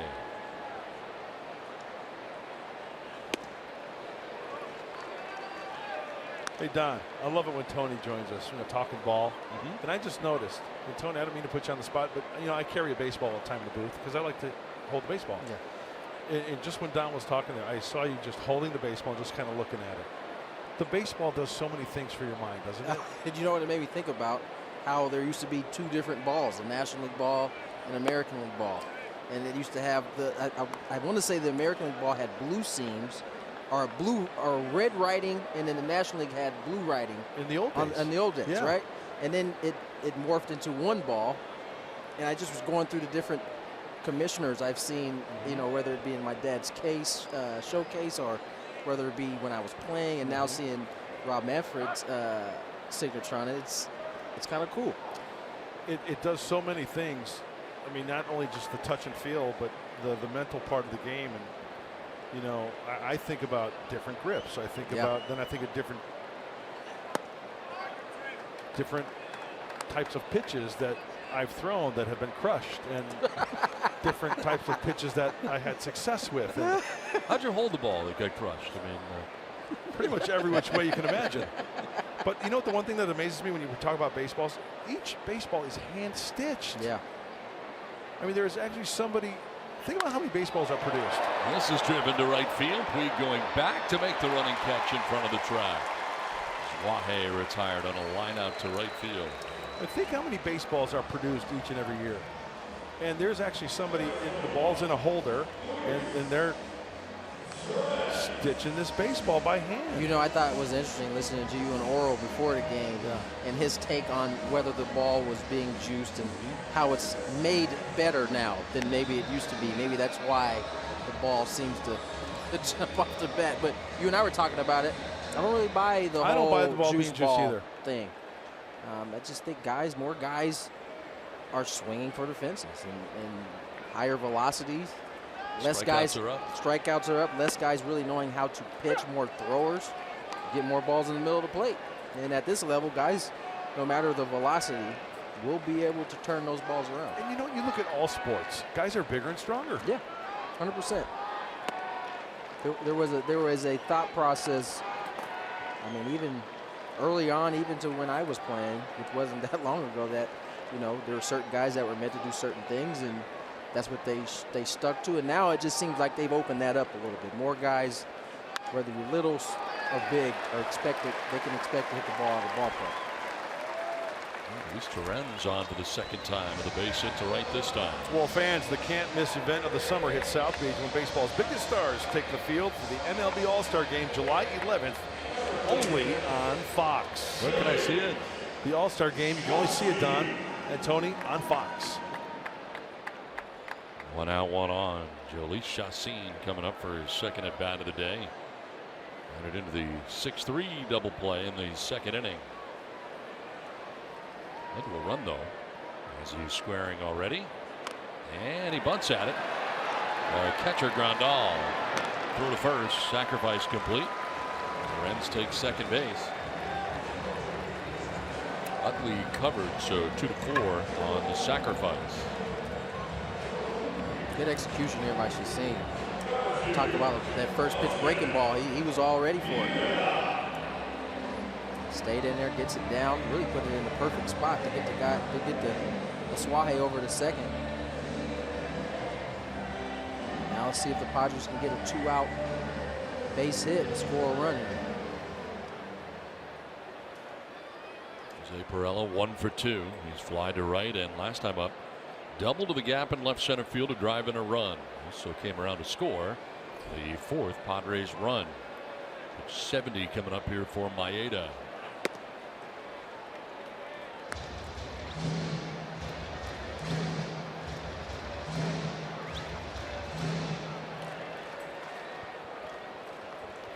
Lined out to begin the inning. Torrens with an opposite field single to right.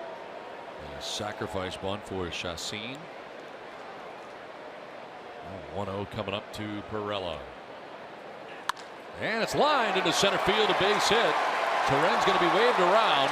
Peterson's up and throwing, and it'll be close, but not in time. Padres take a 5-0 lead. Jose Pirela drives in his 2nd run of the day. 5-0 San Diego. My pick to stick candidate. It's a missile up the middle, and listen, Luis Torrens runs well for a catcher. He is not slow by any means. That ball's hit hard. Jock Peterson with a perfect one-hop throw, and Luis Torrens gets in easy to give the Padres a 5-0 lead. Tony, as a base runner, that's one of those situations, right? You got to go hard until you get that stop sign, right? Because you can go 3-4 steps beyond the bag and still get back safely if held up, right? 100%. I think 2 outs, ball on, as soon as there's contact made, you're off with a good secondary, and you're going as hard as you can. And you know, Hoffy's one of the best third base coaches out there, so he's going to be far enough down the line where he could stop you, and you're going to be able to pick him up and be able to get back if you need to. Dave Roberts has started out here. Pedro Baez up in the pen. Baez looks like he is coming into this game. As Dave Roberts heads out, Maeda has given up another run here in the 4th inning. Padres are taking a 5-0 lead, and Roberts will make the pitching change. 5-0 San Diego.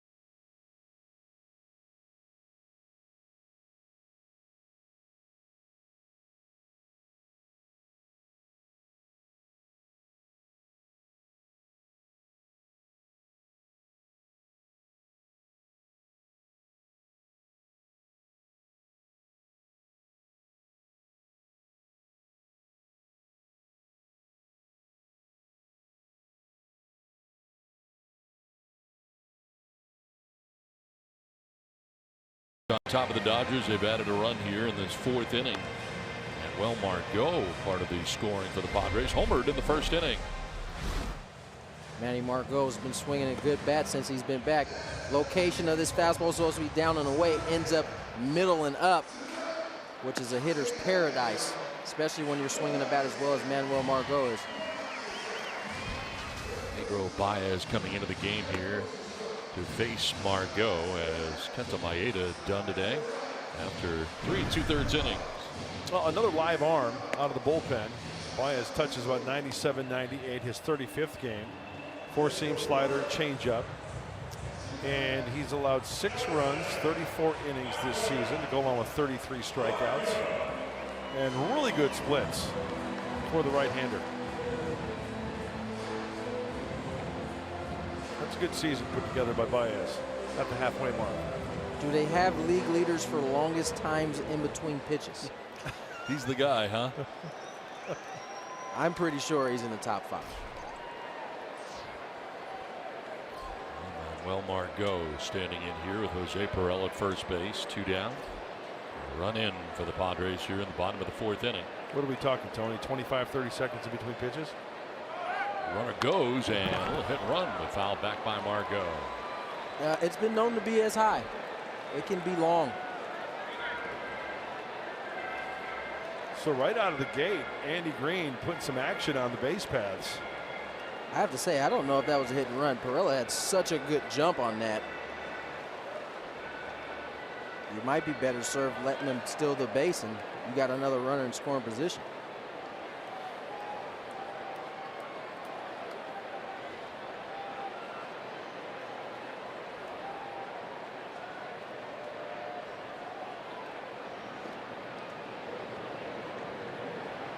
He's slower than Sergio Romo. That's a good question. That was Sergio was pretty slow the other day.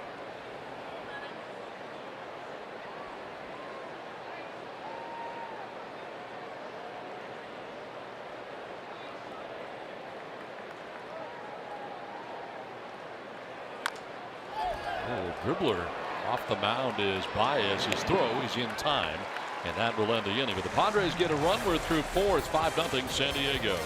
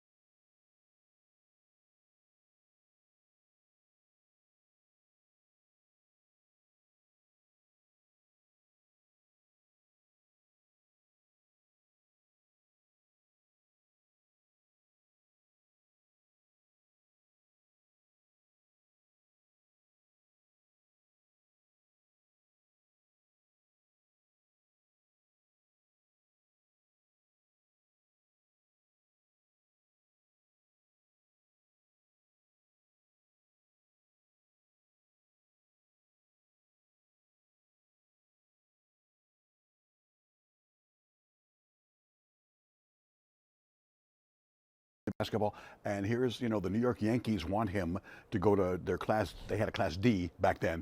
But then when the war started, young dummies like me wanted to win the war, you see. And that's his mindset. Forget all this other stuff. I love baseball. I'm great at basketball. I'm going to fight in World War II.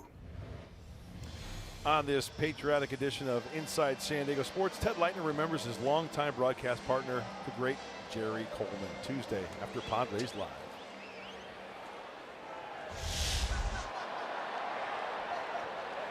Release Chacín back on the mound here in the 5th inning. 81 pitches deep in his outing. Seager, Turner, and Bellinger scheduled to bat, and this one ripped foul off to the left out of play. Chacín has not had a 1-2-3 inning in his outing. He's only allowed 3 hits to the Dodgers today. 2 of them to this guy. 5 for 7 in this series.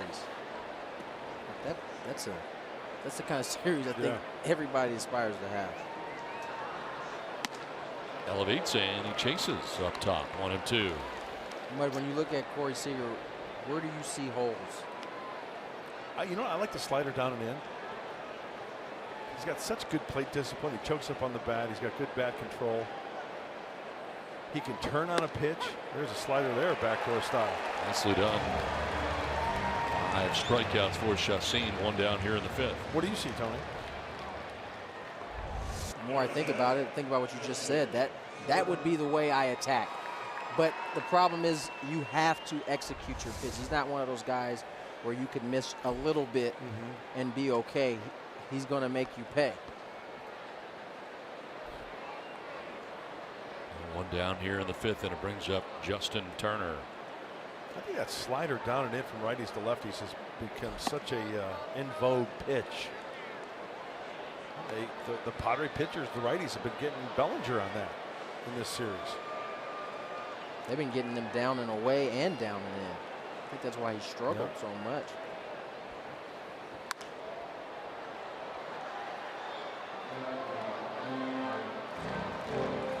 For Turner, on the other hand, if you want to pitch him in, you better get it way in. You can't. You heard Andy Green say it during the meeting down there this morning. You can't go to the well too many times. Yeah.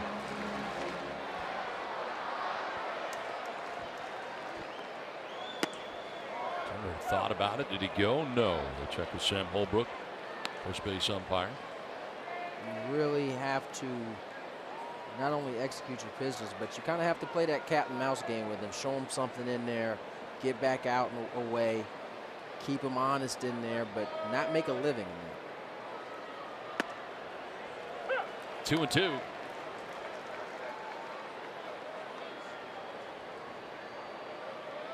Chacín has had a lot of success at home because of the ability to throw that slider for a strike and not in on the corners. Down the left field line, headed towards foul ground. That looked like a slider that was a mistake, but he was just out in front of it a little bit too much, hooking it foul. We saw that from Jock Peterson earlier, too. It's kind of a hanger right there. Yeah. Way out in front of it. 90 pitches right now for Chacín with one out here in the 5th. I also like that two-seamer away to the righty, from a righty, bringing it back on the outside part of the plate. And that one hits him. That happens a lot because of where he stands, which is on top of the plate, and he did very little to get out of the way of that. In fact, may have stuck his elbow out. We'll see. Yep. You know what? He most certainly did. He definitely did. Yeah, he did. There's no getting around that.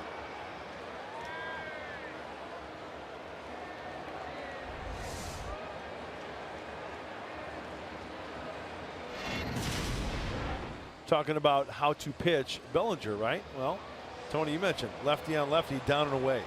We mentioned down and in with the slider. There you go there. And then last night, lefty. That's a changeup down and in, which I love. You don't see that too often, lefty on lefty. You don't. You don't, because I think the thinking behind not throwing that pitch is a lefty can be fooled on a changeup, and if you don't get it in the spot that you need to, it can end up over the fence. But notice all those pitchers are down and either in or away.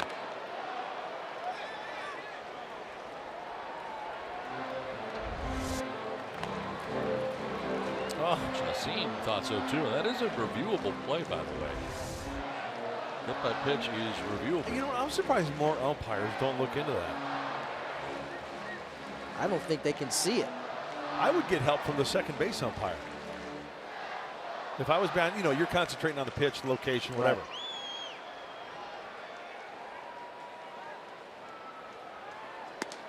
And I think umpires have their, I learned this a long time ago from Randy Marsh, a really good umpire back in the day. You know, umpires have their own little body language going on out there to where if they're going to need some help or want some help, they'll start to walk in close towards like the calling umpire. Like if they're having an argument or something, his part of his crew will start to, rather than laying back, and just they'll start to kind of walk towards, indicating to their partner, hey, you know what? We might have an argument here that I can help you out with, or a decision that I can help you out with, what I saw from a different perspective. And I would think that a second base umpire in that situation would have. They probably have the best angle at this point. Bellinger fouls it off towards the end of the Padres dugout. 2-2. There's a slider down and in.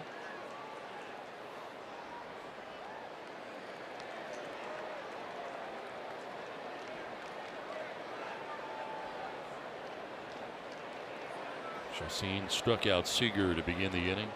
To Justin Turner with a pitch. 1 out, 1 on. Bellinger here. An even count now of 2-2.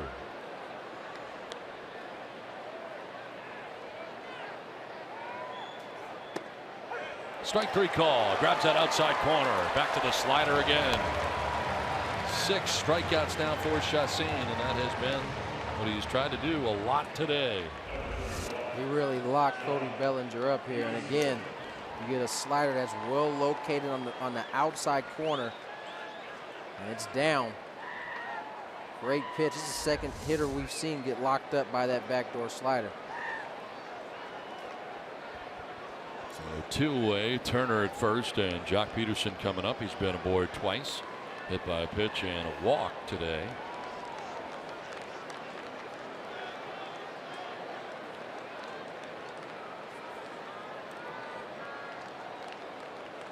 First start of the series for Peterson, and he will take strike 1. We got the good velocity for Chacín, who is nearing 100 pitches. You know, the one thing I look at, guys, when they start to approach 100 pitches is the velocity, like you mentioned, Don, but location. Is it up? As you watch the catcher's mitt, is he hitting it consistently still at pitch 100 or around there?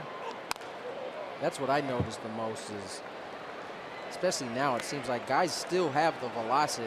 They have the endurance to be able to throw hard still, but a lot of times mentally fatigued, they can't quite concentrate enough to locate the ball away. You see his pitch comparison is the same as it was now as it was in the first inning, and that just speaks to his conditioning.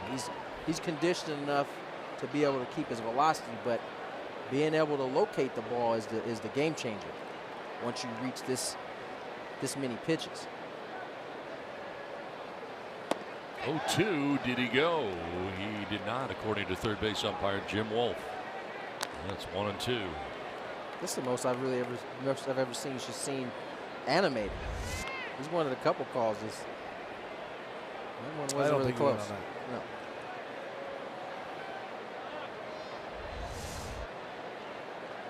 Next pitch would be an even hundo.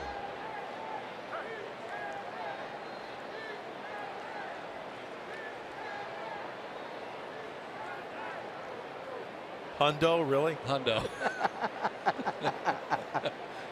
Kind of a delayed reaction from you. It fouled off down the right field line. I liked it. Well, I saw you over there kind of just relishing what you said, kind of. Yeah, I said it. Taking it all in. All impressed with myself, as you said yesterday. Right.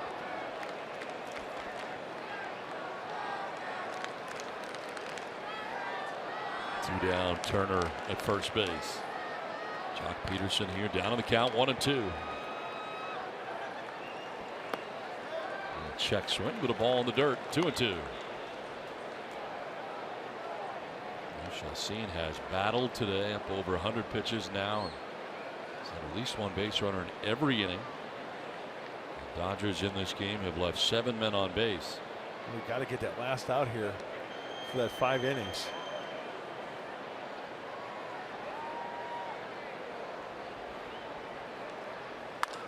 Line through the shift in right field, a base hit. Turner up to second. Peterson's got himself a hit, and now the Dodgers have runners at first and second with 2 away. See, Jock is able to beat the shift right here. Hits it right into the teeth of it, but hits it hard enough. And in between the 3 fielders that are on the right side, keeps this inning alive for the Dodgers, and Yasmani Grandal will come to the plate. Now, I've always felt when a pitcher is up around a hundo, and maybe you don't have the, like, it goes back to the location of the fastball. You still have the velocity, but the location is key. I've always resorted to the changeup. Yeah. Try a little easier on the changeup because it looks like a fastball, and you're going to take a little off and hopefully have them hit the ball weakly somewhere as Phil Maton heats up. There it is right there. Yep. He threw a couple off-speed pitches to Jock Peterson, too, that he laid off of in order to get to that fastball I don't know. It was 87-mile-an-hour pitch. His velocity's been up. Fastball velocity's been higher than that, so I'm not sure what that pitch was. I'd throw another changeup right here. Why not go back to back? There it is again. Do you have an earpiece in his hat somewhere? I don't. I'm just trying to think along with Jolie and thinking the fastball, the philosophy on the fastball not being there for location where he wants it. So backing off a little bit and taking the sting out of the swing. Makes sense. And you know another thing? You could throw. There's the go-to pitch, the slider for a strike.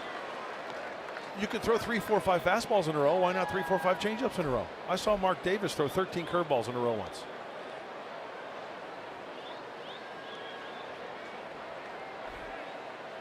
Turner at second, Peterson at first, 2 down, and a 2-1 pitch. That's on the outside corner, and it's 2-2. And going back to Peterson's at bat, this is 9 straight. This at bat, change up, slider, slider, even if the count at 2-2.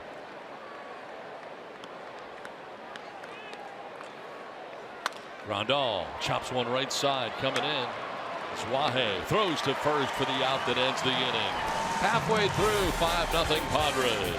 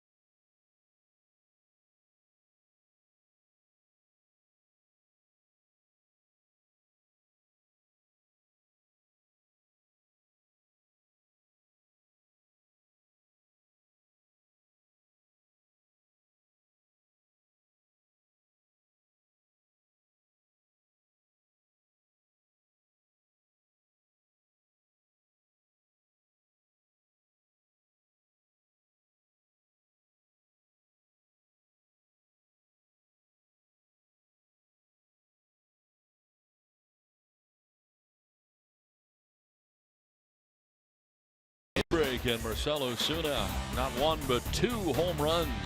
Was 3 for 6 with the 2 home runs and 4 RBIs and a 10-3 Marlins win in Milwaukee at Miller Park. Ozuna's having a fantastic year this year. Might see him in the home run derby. You never know. Home run haven in America's Dairyland, Miller Park. Yeah. we all got to witness that when we went there earlier. Oh my gosh. It's funny, when I was telling Ted Leitner on air that whenever they close that roof and they open those panels, it creates this jet stream. And those panels go from left center to right center. And we got to see it up close and personal. Bit of a jet stream. Yeah.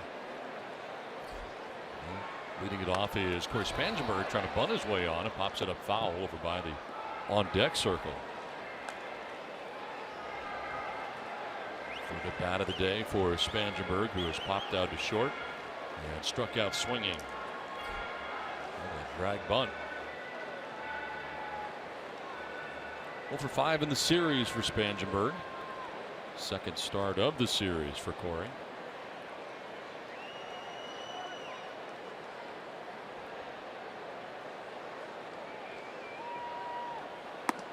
Tried to hold up, could not. Had the 95-mile-an-hour fastball. Pedro Baez came in, got the final out of the 4th inning, back out there to start the 5th.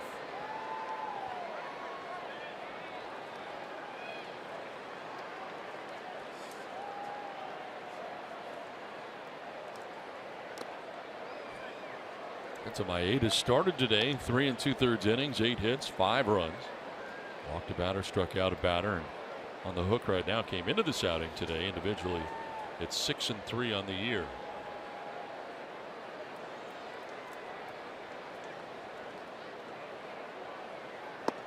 Swing and a miss, and Spangenberg strikes out. First K for Pedro Baez. It looked like a change up. I know that Baez possesses the 96, 97 mile an hour fastball. That's pulling the string there. Yeah, that's become one of his better pitches now. I mean, he was always hard fastball, good slider. Started to add that changeup, and I think that's why you've seen those splits improve from last year to this year. One out here in the 5th, and here is Hunter Renfroe.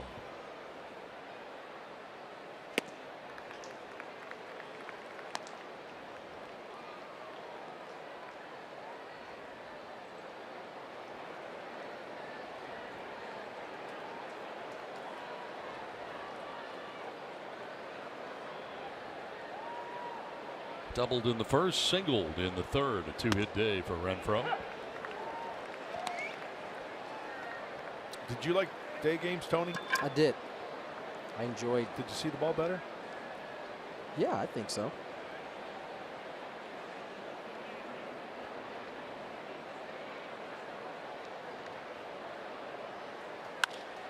Lined into left field. Renfroe's got his 3rd hit of the day. And he is going to pull it up around first base with a single as Taylor got to it quickly. 3 for 3 for Hunter Renfroe.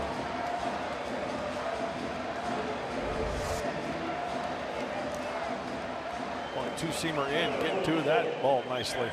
Tucks his hands in, works the barrel to the zone, and line drive, his 3rd hit of the day. Undrafted and picked the stick today, by the way, Hunter Renfroe. Some bad scouting then by all of us. 1 out, 1 on, and it brings up Hector Sanchez, who I currently have. Sanchez today is flied out to right. Last time up, bounced into the 3-6-3 double play.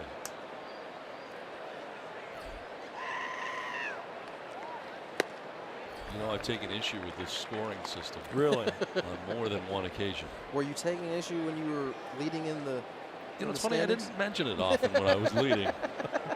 But now that I've dropped out of first place, I seem to have issues. At least you're honest, Don. I like that. No, I'm straight up about it. Throw to first, and back is Renfroe. He said he went home the other night, Tony, expecting to have like 2 points.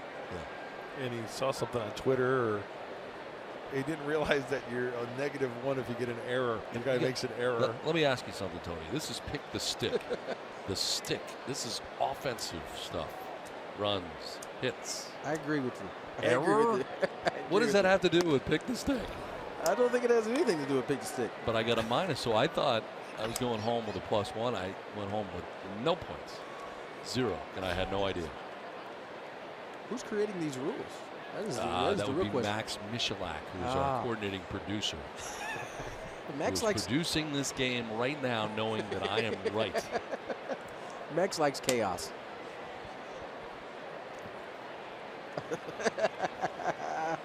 Talking to me right now as the pitch swung on and miss here by Sanchez. Down 1-2. There's the luxury of ripping me in my ear without anybody at home knowing. I'm laying out of this one.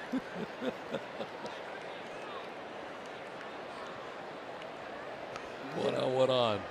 Definitely changing the rules in the middle of the season could be problematic for some. I think it could be, but I think maybe it's necessary.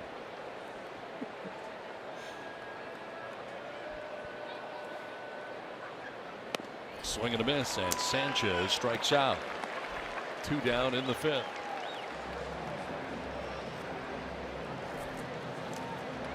Well, the Padres want to add on as many runs as possible. You've seen the Dodgers in the last 2 nights add runs late in big bunches. So 5-0 is certainly a nice substantial lead, but with this ball club that they're facing right now, Padres want to add a few more. As Eric Ibar has been hit by a pitch and lined out to the mound. Batting with 2 down, and Hunter Renfroe at first base, held on over there by Cody Bellinger.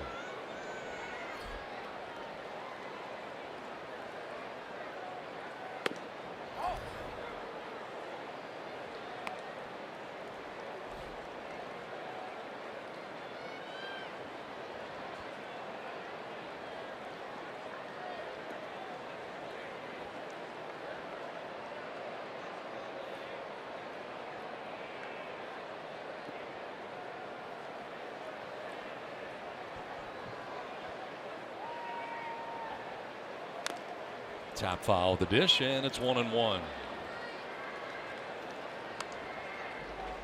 Chacín throwing 107 pitches today through 5 innings. 4 hits and no runs. Worked in and out of trouble all day. Dodgers stranding 9 base runners in 5 innings.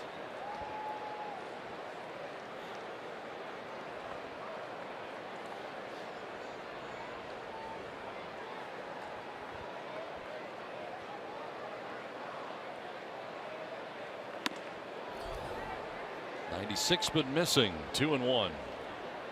You know, they always have ideas for speeding up the game. What do you got? I got hitters getting into the box with a 1-1 count. 99% of the guys take a strike anyway. Start with a 1-1 count. Are you kidding me? He's not. He's no. No, he really I'm thinks serious. that. I'm serious. You should hear some of his other ideas. Swing and a miss, and it is now 2-2. So you guys, so you guys have an advantage, and you want to have more of an advantage by just starting the count off 1-1. What do you mean advantage? Elaborate on what you mean by advantage. The game is built for pitching to. What? Are you kidding?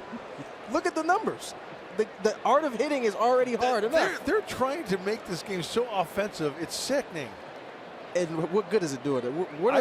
I say raise the mound another 10 inches then. If the strike zone is about the size of a shoebox. Try to get an even foot. Why go 10 inches? Okay, Make it 12. Let's go a foot. Tony, you got to ask him about what he thinks about broken bats. Yeah, I think a hitter when he gets in the box and breaks his bat, he's got to complete the at bat with that bat. With that bat. He can't go get a new That bat. seems reasonable, doesn't it? According to Mud, it seems reasonable. He wants to start the count at 1-1. Yep. Oh my. If you crack it, you can't get a new No. one. If all you have left is the handle, that's what you've got to use. Well, you can use the other end if you want. Feel free. Oh, go get that from somewhere in Yeah. the infield. To center field, and that one's going to fall in for a base hit. Renfroe keeps on going to third. Base hit for Eric Ibar. And it's 1st and 3rd now, 2 down in the inning. Good at bat by Eric Ibar there. Fought some tough pitches. Gets a fastball up in the zone. Stays inside it. That's one of the things he brings to this ball club is the ability to have quality at bats. Very often, it may not show on his average, but when you watch him on an everyday basis, you get a chance to see that he does a good job of extending at bats, making the pitcher work. I think that's valuable to a young ball club like the Padres. I would really like to see the Padres make this into a laugher this afternoon. Last game of the series, shutting out the Dodgers up. I mean, there's still a lot of baseball left, obviously, but like you said, Tony, 2 outs, a hit here, tack on to 1 more point. Yeah. Padres today 3 for 6 with runners in scoring position, while the Dodgers 0 for 8 in that category. 2 down, 1st and 3rd. Carlos Wahe.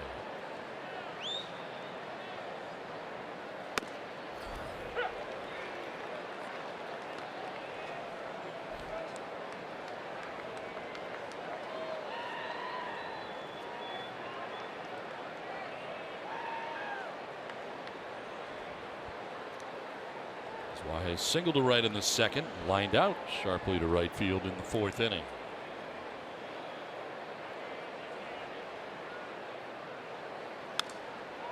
Fouled off to the left, and it's 0-2. Wahe is now throwing a little harder. 98 on that last fastball. See a lot of pitchers do that from time to time. They get runners in scoring position and All of a sudden, that velocity starts to rise.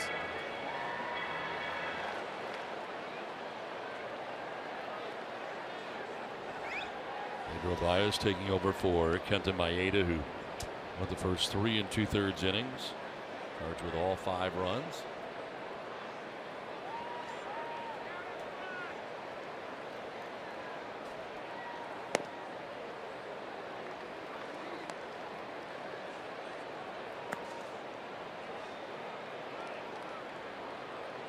Tough to end that category for the Dodgers. Much better for the Padres, who have Renfroe in scoring position right now. Watch for that over at first. Watch for that breaking ball in the dirt. Oh, looks like a high fastball coming here. Runner goes at first, and it's popped up. From first comes Bellinger. He'll make the catch that ends the inning, and the Padres strand a pair. We head to the 6th. San Diego on top 5-0.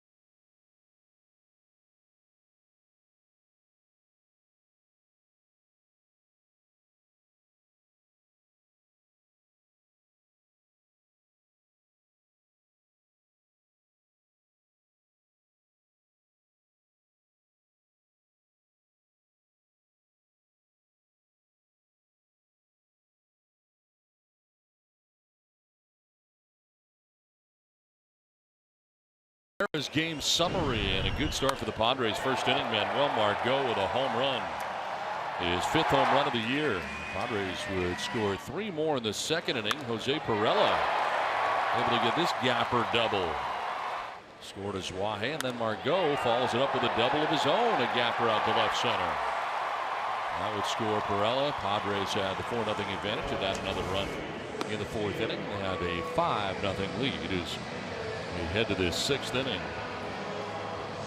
Padres out hitting the Dodgers 10-4. Dodgers have had base runners and chances, leaving 9 men on base. I love the 4 extra base hits for the Padres this afternoon, helping that 5-0 lead as we go into the 6th.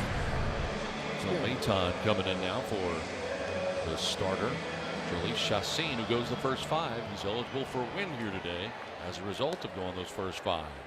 Well, in our game open, we talked about our highlights at the halfway point, 81 games, and I said the bullpen for these Padres. 11th game for Phil. Good splits. We actually talked about that in the pregame show. Whatever. Pregame open, before first pitch, it's all pregame to me. Anything before first pitch is pregame to me.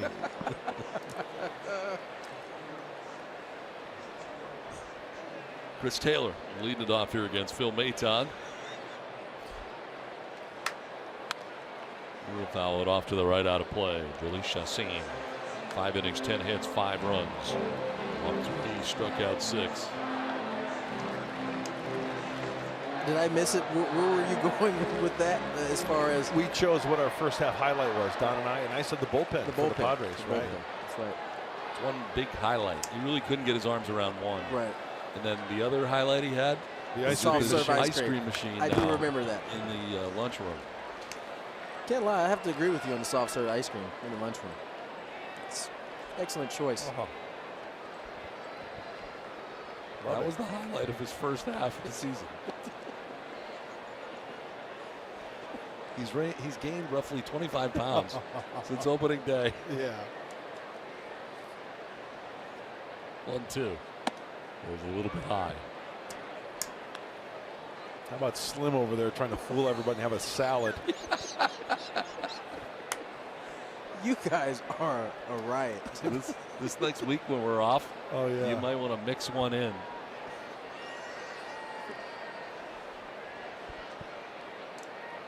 Two is on the ground to first, and Sanchez will take it to the bag himself. One down in the inning. Would you call me Slim? Is that what you call me? Slim. So on the time off, I'm going to have a real strict workout regimen. This will be good. You going to do cross training at 3 in the morning again like you were doing before? No, not so much. How strict is this training going to be? Told people that he was cross training at 3 in the morning. 4:30. That was years ago. That was like 5 years ago. I know, but it's still funny. No one seems to believe you, CrossFit, man. 3 in the morning.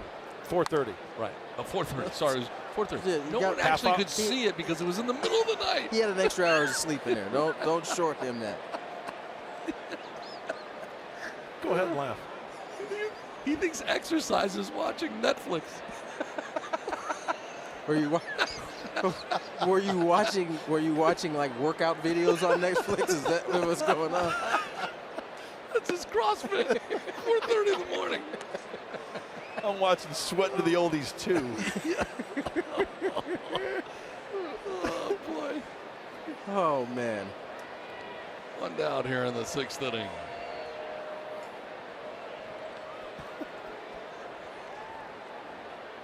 Not all of us are off the next week. Tony's going to Cleveland.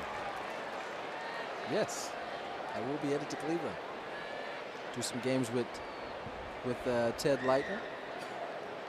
I believe Jesse is sliding over to do some TV. And Mark Sweeney also going on the trip to Cleveland and Philadelphia before the All-Star break. So what are you guys going to do on your besides your workout Get regimen? fat?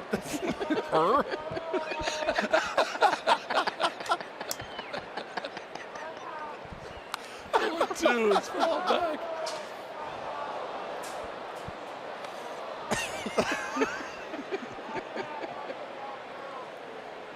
Yasiel Puig here down 1-2.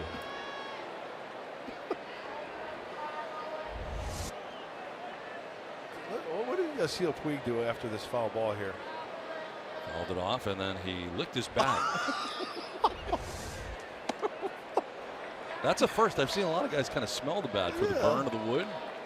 But licking the bat is different. I've seen some guys lick a fresh bat, like straight out of the box. But Really? not that's a game-used bat right there. On the ground left side from third. Spangenberg couldn't get it. Kicks out into short left. Puig will hold it up. And scamper back to the bag. So a base hit here, his second hit of the game.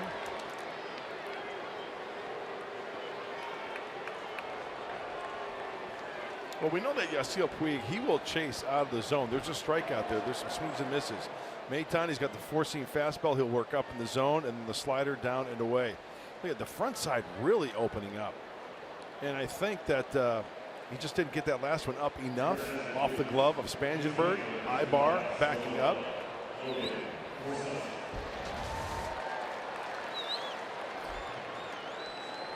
A pinch hitter coming up here in the pitcher's spot. So batting for Pedro Baez will be Logan Forsythe.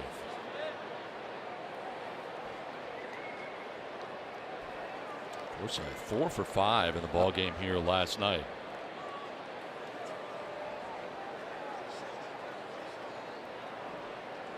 One out, one on.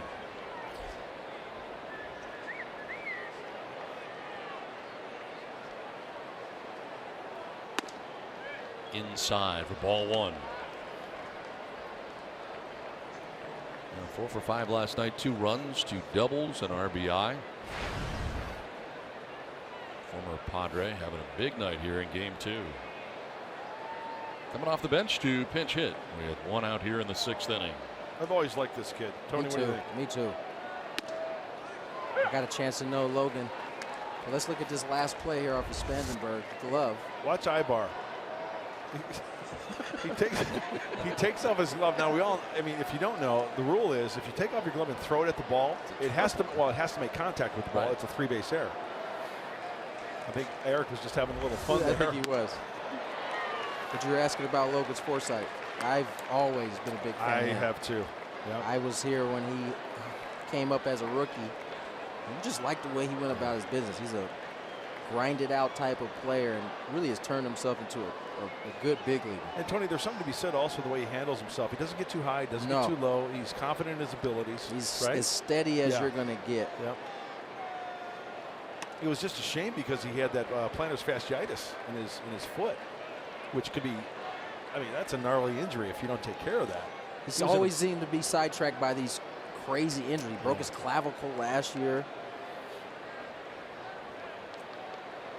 Broke his toe this year. And I mean, there's not a lot you can do about a broken toe. You just have to let it heal.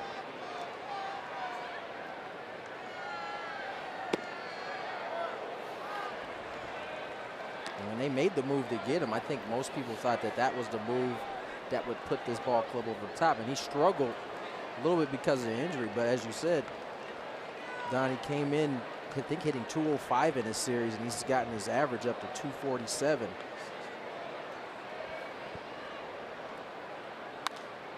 Fouls it off to the right out of play. Spent time in Tampa Bay before going to Los Angeles with the Rays.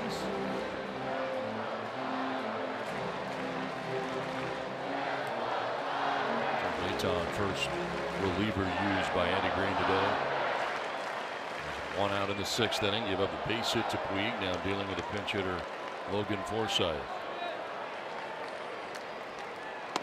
Look out, up and in, and that's ball 4. So a single and a walk, and all of a sudden the Dodgers have 2 men on with 1 out here in the 6th inning. And this is where you got to be careful. You flip the lineup over. Chase Utley, you know what type of hitter he is.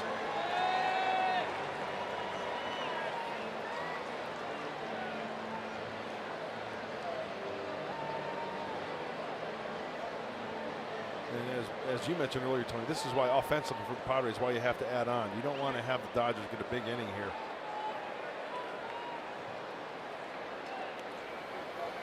Andy Green coming out here. And it looks like going to have a double switch.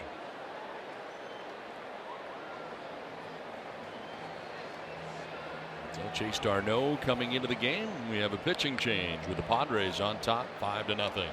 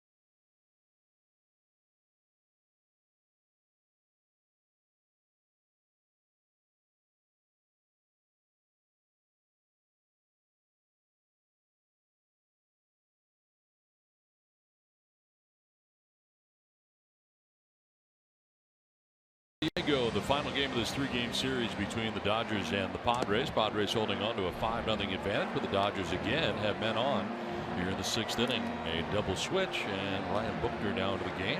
Takes over for Phil Maton. We have a lot of baseball left, so it starts to become a high leverage situation, and Ryan Buckner's been throwing the ball extremely well. His 34th game. He pitched an inning last night. He struck out 2 Dodgers. And with 1 out, he inherits 2 runners. The Dodgers will now counter with Kike Hernandez, who will hit for Chase Utley and can also play some second base. So this is a little bit of that cat and mouse game we talked about, even in a 5-0 lead.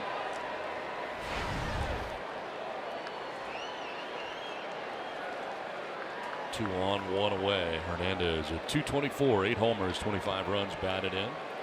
Starts in each of the first 2 games of this series. Comes off the bench and takes strike 1.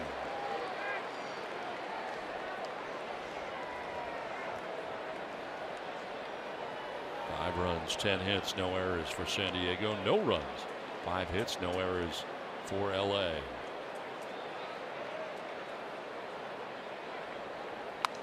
Foul back, and it's 0-2. Yeah, Chase Utley 133 off of lefties this year. Kike Hernandez 270. Yeah, you know, this Dodger ball club has struggled mightily with lefties coming into this year. They've been able to turn that around because of guys like Kike Hernandez and Logan Forsythe out there. You've seen Austin Barnes in the last couple games. These guys are their lefty specialists from the offensive end.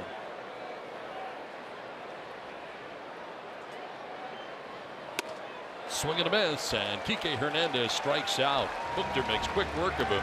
2 down. I was just going to say the counter side to those numbers is that Ryan Buckner against righties, they're only hitting 191. That's a good old-fashioned uno dos adios.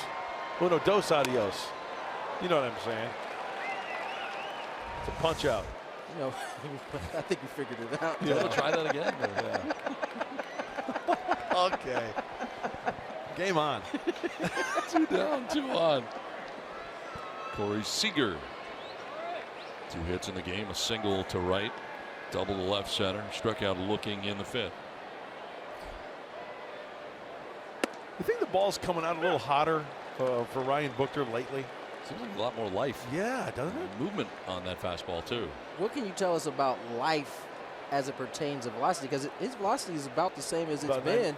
Maybe 92, 93, but maybe he's getting more spin. Yeah, spin rate. Extension, yep. Which I think is a result of better extension, getting through the ball. I always thought of life on the baseball as when it gets to that circular cutout in front of the plate, it like has another gear to it where it kind of jumps out at you. Everybody doesn't have that type of life. Late life. Yes.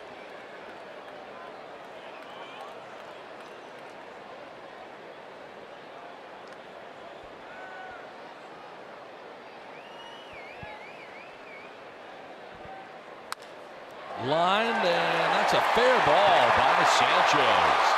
Coming around from second is Puig. Forsythe's going to try and score from first. Throw to the plate is going to be off the mark, and the Dodgers get 2 back. Corey Seager on his 3rd hit of the day drives in a pair. Looking at Corey Seager splits, hitting .281 against right-handers, but he's hitting .341 coming into the game against lefties. Here he gets a slider. It's up in the zone, and the reason why he's able to keep balls fair to the left side, his bat is in the zone a long time before that top hand starts to roll over. And Ryan just didn't get that breaking ball down and away enough. So Seager picks up a couple of RBIs now, 42 on the year, and you got Justin Turner coming up. You know, I mentioned earlier that pitchers have the advantage in the game of baseball. If every pitcher located their pitch, right, this would be a boring game.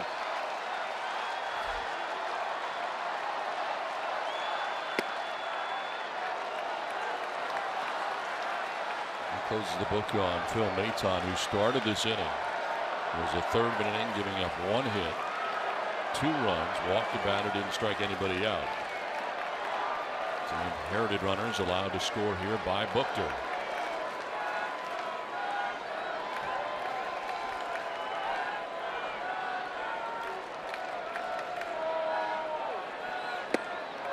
Healthy hack right there by Turner, 94-mile-an-hour fastball. Those are his first runs that he's given up all in his stay, huh? Maytime? That is the truth. But very good and being used in more high leverage situations. You can tell his manager has confidence in him. It's on with a hit and a walk, and Buchter allows the 2 runs to score. 5-2 now, Padres.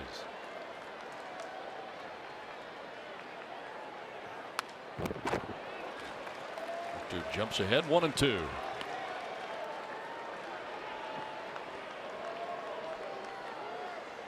Mr. Torrens out there to talk to Buchter.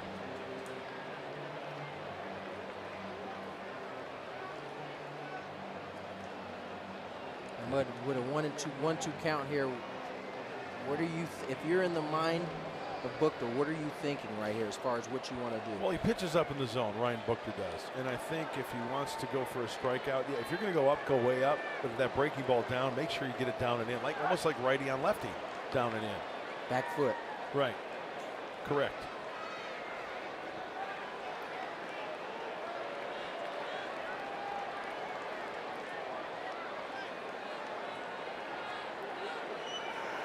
There it is. Popped up. Sanchez going as far as he can, but he will not have a play. You saw Torrens go out there to talk to him. A lot of times that's what the catcher is going out there for, to reassure whoever's on the bump. They got to have enough confidence to go back to that pitch, because really I don't know if there's another pitch you want to go to with Justin Turner up there. He's not a guy who's going to chase the high fastball too often. And if you don't get it up enough, he'll get on top of it. And he'll get on top of it. So your next best option is that slider, but you have to be able to execute it. And for him to do that, he's got to have the confidence to try to throw that pitch.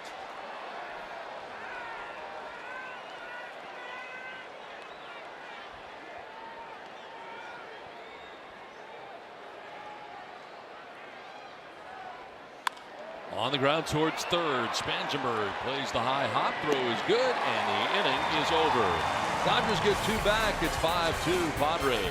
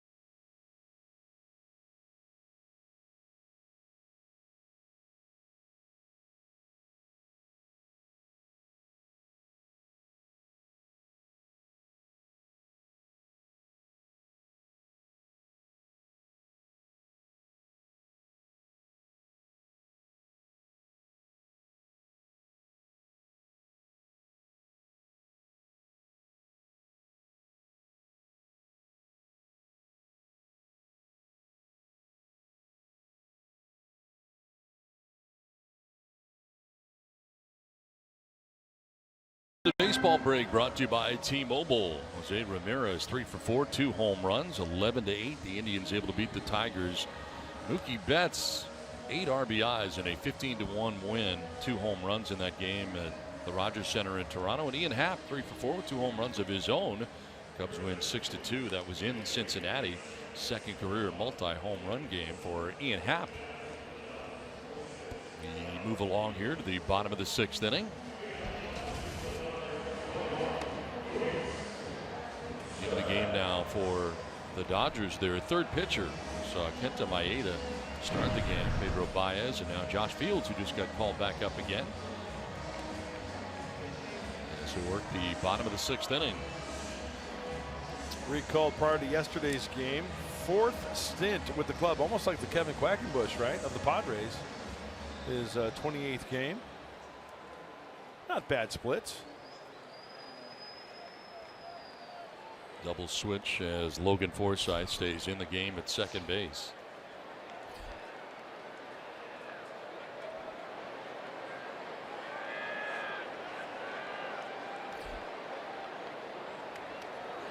Luis Torrens leads it off here in the bottom of the 6th inning.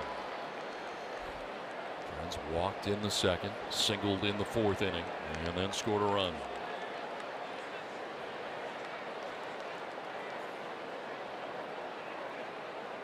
A lot of cutters from Josh Field.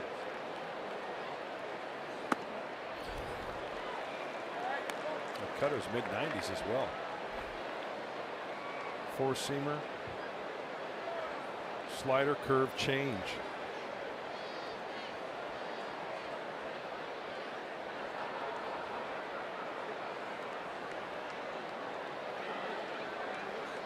Swing and a miss, and Torrens strikes out. 96-mile-an-hour fastball.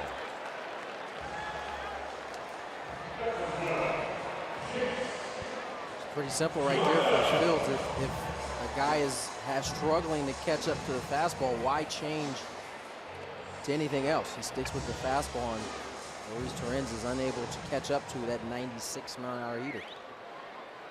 One down here in the 6th inning, and it brings up Chase Darno. Came in as part of a double switch.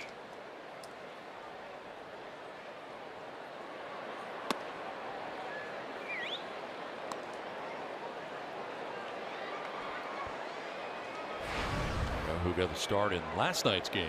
Spent time this year in Atlanta, Boston, and San Diego. 13. And not yet to the All-Star break for Chase Darno.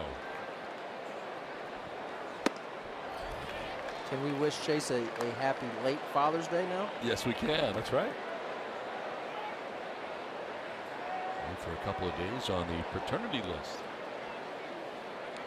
Now returning for game 1 of this series. A start last night, and now coming off the bench today.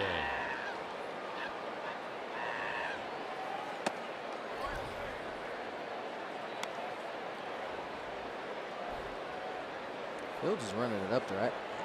I saw these guys a lot last year, and I don't remember him being in the high 90s like this. Fields? Yeah. I remember seeing the cutter quite a bit. It seems like these have all been 4-seam fastballs. Oh, that's pretty straight. 98. I was talking with Oral Hershiser before the game, and he and I agree on the same thing as far as the gun is concerned. I want to see the old gun where it registers at home plate. I want to see what the action is around home plate, not out of the pitcher's hand.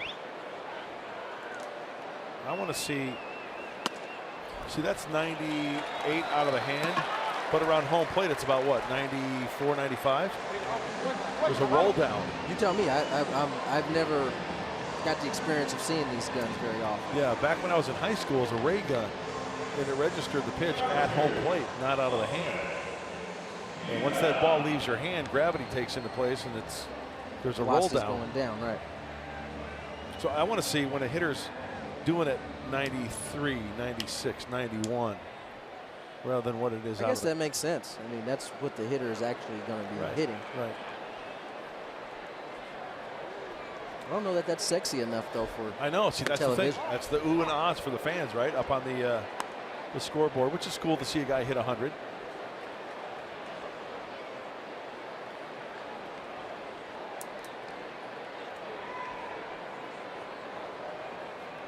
One out, a walk for Darno, and Jose Pirela.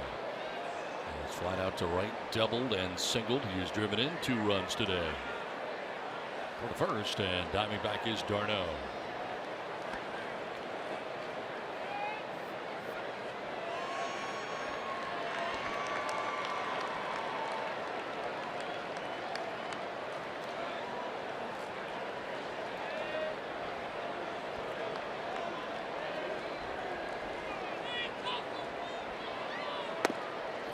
Drops in there for a strike, 1-1.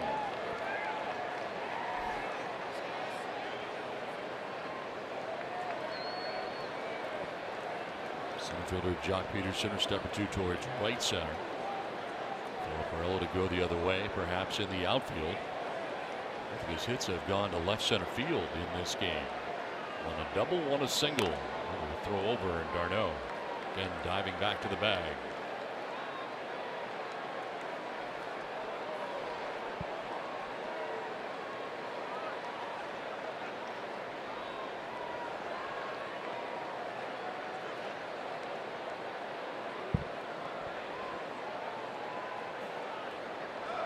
Runner goes. Pirello takes a pitch, throw down, and d'Arnaud is out at second base.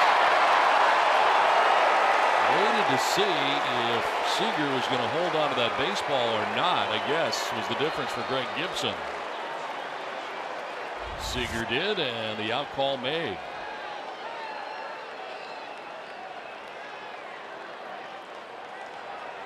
And if the ball is in the glove there, he is out.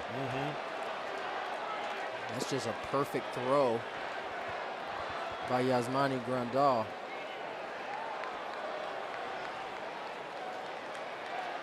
Ooh, he almost got Seager's ankle here. Listen, I think kids out there, even these guys playing, when you have to be careful going head first into second base, especially if you're going to have a second baseman or a shortstop that's willing to put their foot in front of the bag. Fortunately for d'Arnaud, he had already slid past that foot that could have really damaged his hand had it not been passed. And that's when you got to go in feet first, and you got to go in hard. I agree with you, Tony, and I want to take it a step further. Don't you think a middle infielder will be a little bit more reluctant knowing that a guy's going to go in pop-up slide? Yes, 100%. Rather than blocking that, because you're not purposely, but what I'm saying is you're gonna go in with your spikes, and a guy's going to want to get his foot out of the way if you go in with the pop-up slide. And d'Arnaud was kind of fiddling with his hand a little bit when he was coming off the bag there. 100%. Well, Pirello strikes out. That ends the inning. We played 6-5-2 San Diego.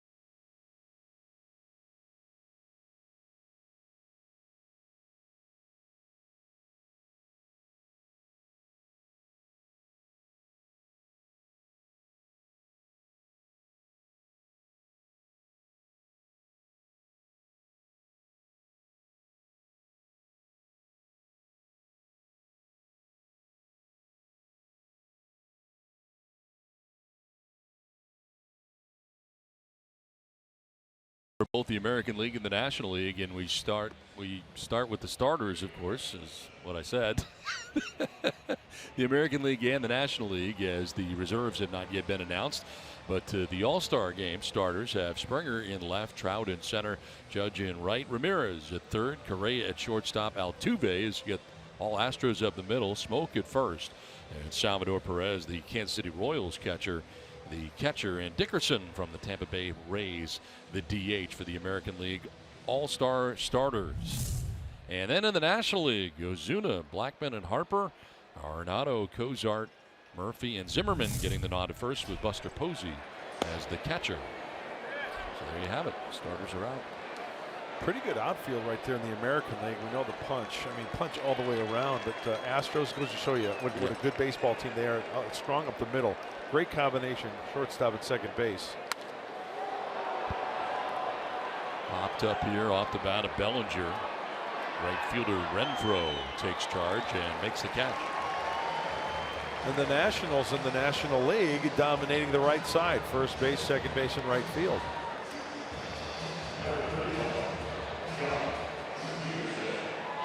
Ryan Buchter got the final 2 outs of the 6th, back out there to start the 7th. I've not seen this a lot from Buchter. Kind of multiple innings type thing where he finishes one and comes back out again. Back-to-back Bellinger, Jack Peterson, lefties. After facing lefty-righty last inning.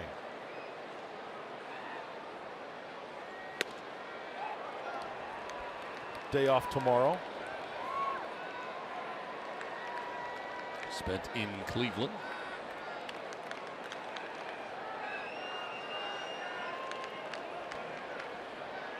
Padres will travel today after the ball game and open up a series on Tuesday night in Cleveland.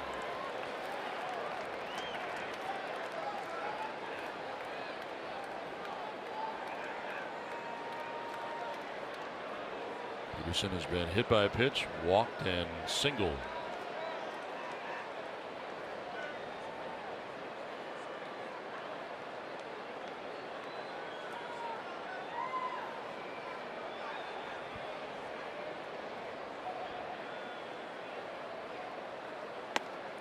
Up high, 1-2. Jhoulys Chacín, pitcher of record on the winning side right now. 5 innings, 5 runs on 10 hits. 3 walks and 6 strikeouts.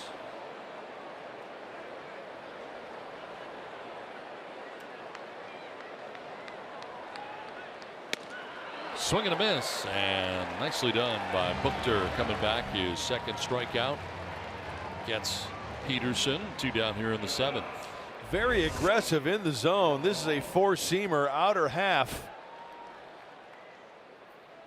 Ball's coming out hot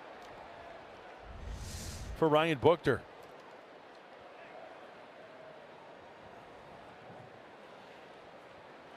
Two down here in the 7th inning. It brings up Yasmani Grandal.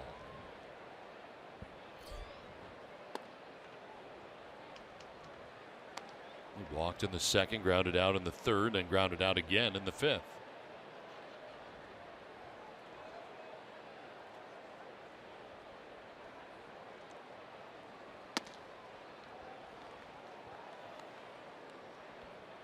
So Chacín for 5. Phil Maton went a 3rd, was charged with 2 runs.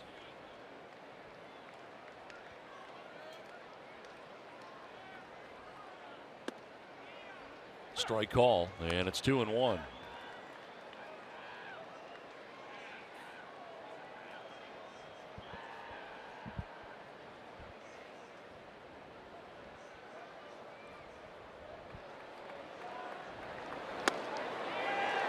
Two and 2.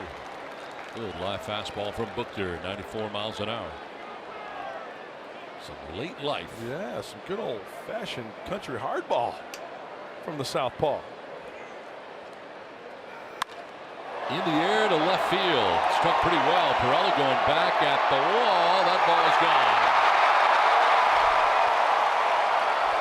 Yasmani Grandal hits his 11th home run of the year, and the Dodgers get a little closer. It's now 5-3 San Diego.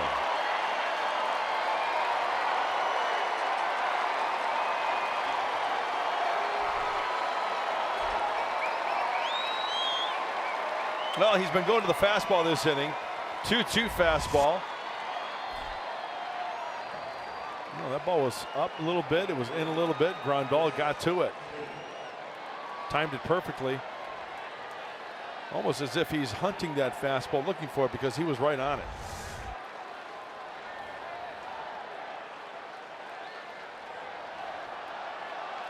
Now Chris Taylor will take a hack and foul it back.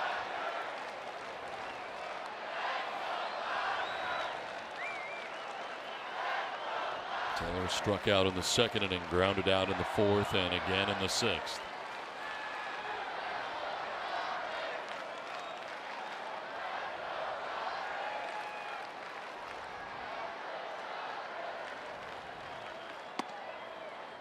High strike call, 0-2.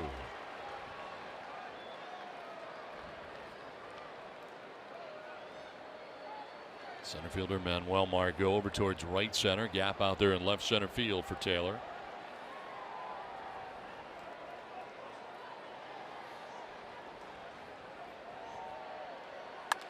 On the ground and diving. It's short. His Ibar, his throw is going to be late, and that's an infield hit for Taylor. Nice try by Ibar, but too much speed for Taylor. And the Dodgers will bring up the tying run to the plate here in the seventh now. Well, that's what speed will get you. I mean, it's a nice play by Ibar, but now he's got to get back up, get something on it from his knee, and that's not going to happen. Andy Green headed out here.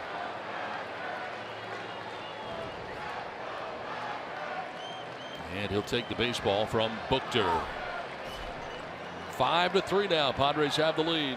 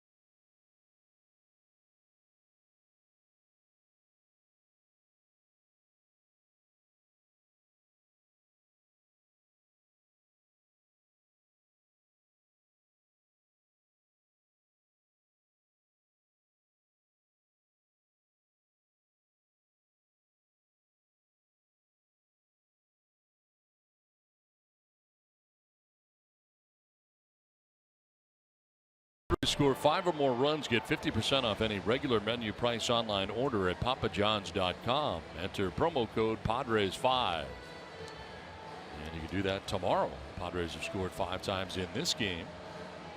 New pitcher on for San Diego, the right-hander Kirby Yates. In the 8-0 loss yesterday, he punched out the side in the 9th. And at Petco Park, he's been pitching very, very well. He owns a .61 ERA in 14 games here at Petco Park. 26 strikeouts and a batting average against of 200. And Don, this is a high leverage time, right? Even though there's 2 outs, it's getting interesting. And Kirby Yates hopefully stops the bleeding here. Yasiel Puig coming up here, representing the tying run for the Dodgers. They have kind of chipped away, 2 in the 6th, 1 here in the 7th. Chris Taylor at first with 2 down, and Puig coming up. He's already had a 2-hit day. Struck out in the 2nd, but it's singles in the 4th and the 6th inning, and here he is in the 7th.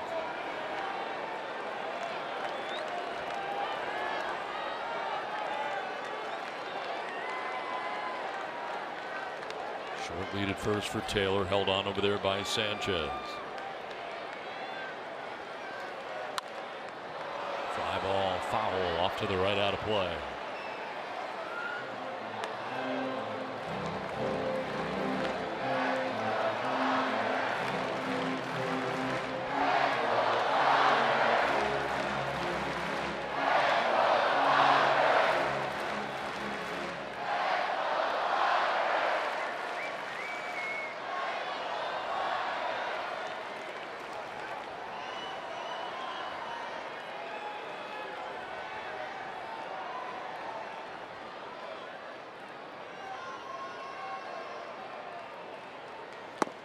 inside to Puig. Well, today's attendance 41,604, 41,604. 6th sellout of the year. Padres and Dodgers, final game of the 3-game series.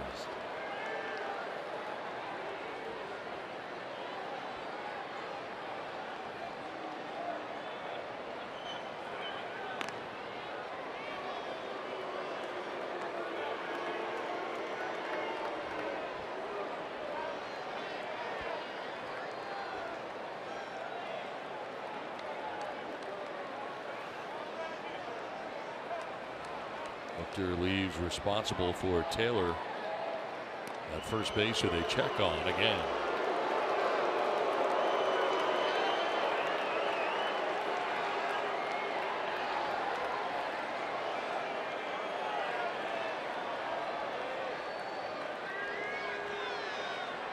Yasiel Puig with a count of 1-1.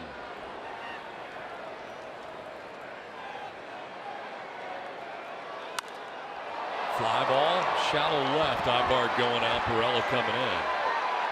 And Perella will make the catch that ends the inning. A run for the Dodgers, so they get a little closer here. As it is now 5-3. Padres on top, and with a 7th inning stretch on this Military Sunday on this July 4th weekend in San Diego. We'll keep it right here for the singing of God Bless America.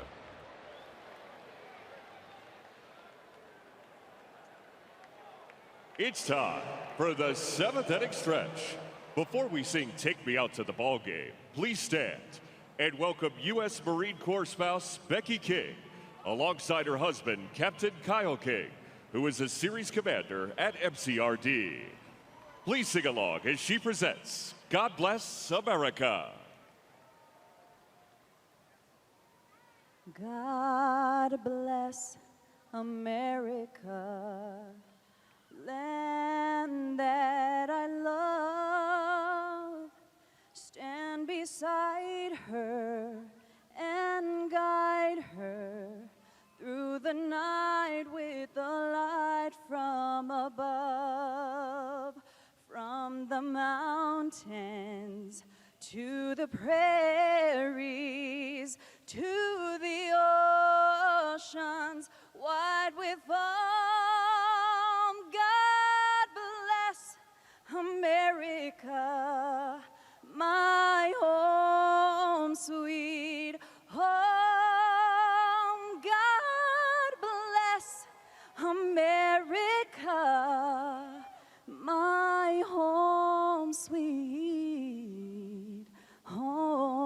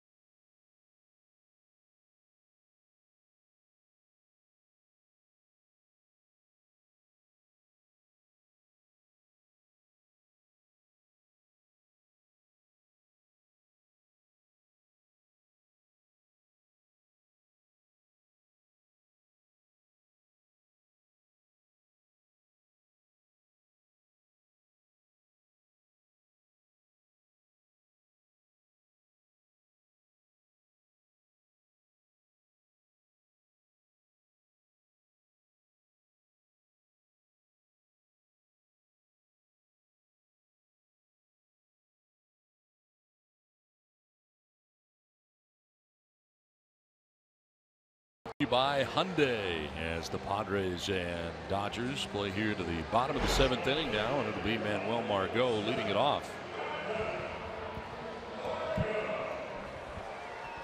Margot homered back in the 1st inning, doubled in the 2nd, grounded back to the mound in the 4th inning. Josh Fields back on the mound as he worked in the 6th, back out there for the 7th.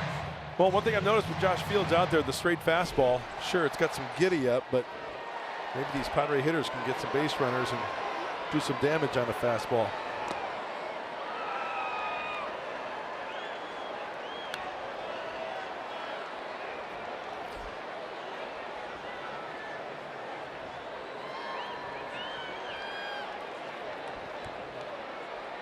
He started the game, gave up the 5 runs the Padres have in 3 2/3.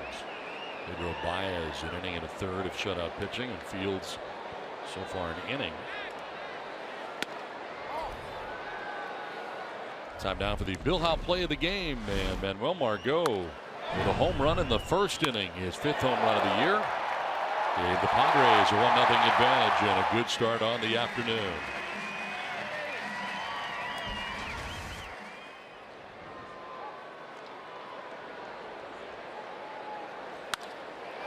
To center field, and Peterson for the 1st out here at the bottom of the 7th inning.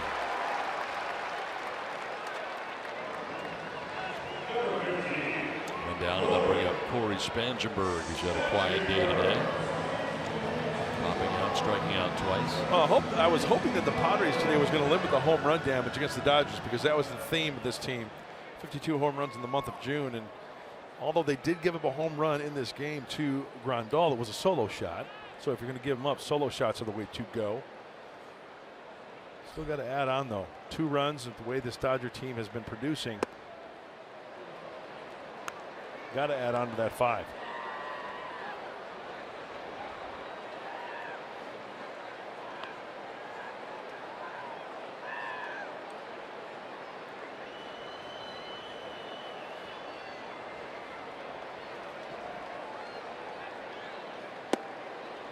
Picks up the outside corner for a strike, and it's 1-1.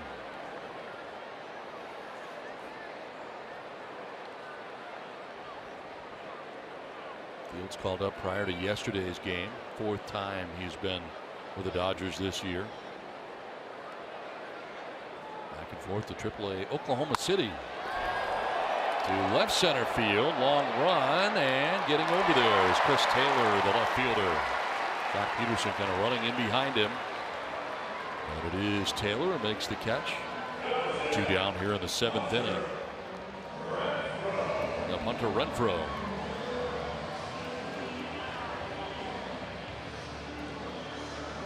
Great day today for Hunter. A double in the 1st, a single in the 3rd, and a single in the 5th. A 10-hit day today for San Diego.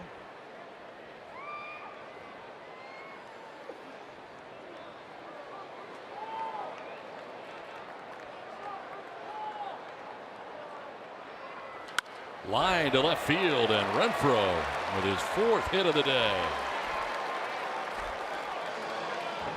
A double and 3 singles today for Hunter Renfroe. The sound of the ball off that bat.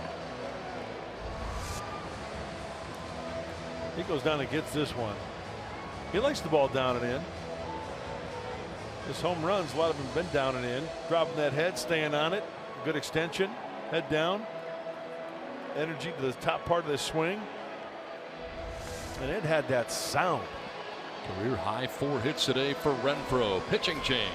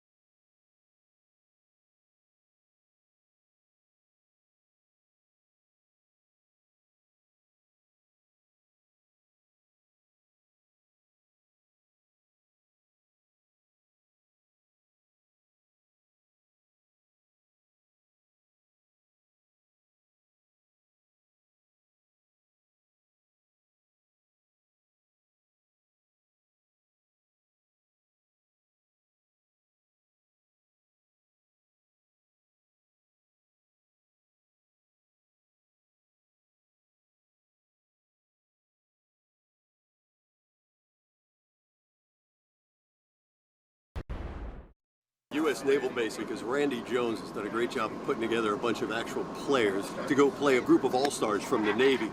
It's an honor to be a Major League ball player, but it's even more of an honor to be in the service in the United States. They take a lot of pride in the sports, so I would say they're probably going to kick our butts. Tonight after Padres Live, the postgame show, tune in. You're going to check out the Navy All-Stars against the Padre alumni. Skippered by Roger Craig and Randy Jones, and a lot of the older alumni got together and had some laughs and met some of the Navy personnel. Coming up after Padres Live right here on Fox Sports San Diego. 2 down here in the bottom of the 7th inning with Hunter Renfroe at first base and Luis Avilan into his 2nd game of the series. 34th game. Boy, righties almost hitting 400. Well, hopefully you talked about adding on the switch hitting Hector Sanchez, trying to do some damage with 2 outs.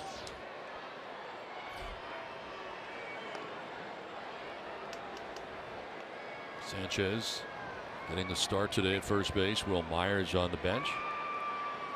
Sanchez flied out to right field in the 1st, bounced into a double play in the 3rd, and then struck out swinging in the 5th.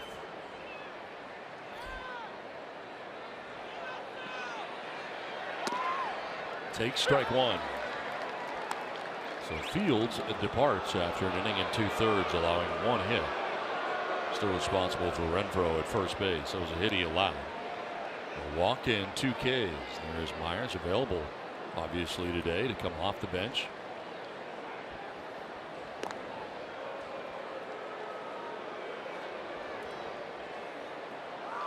Well, Avilan's going to throw the sinker. He'll throw some 4-seamers as well.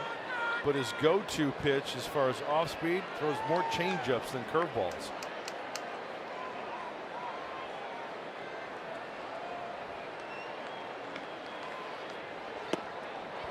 Off balance there on the changeup, and it's 0-2.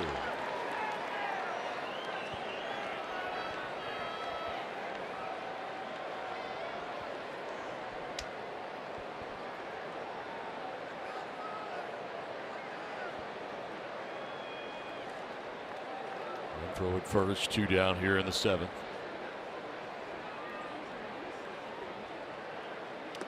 Bounces in, 1-2.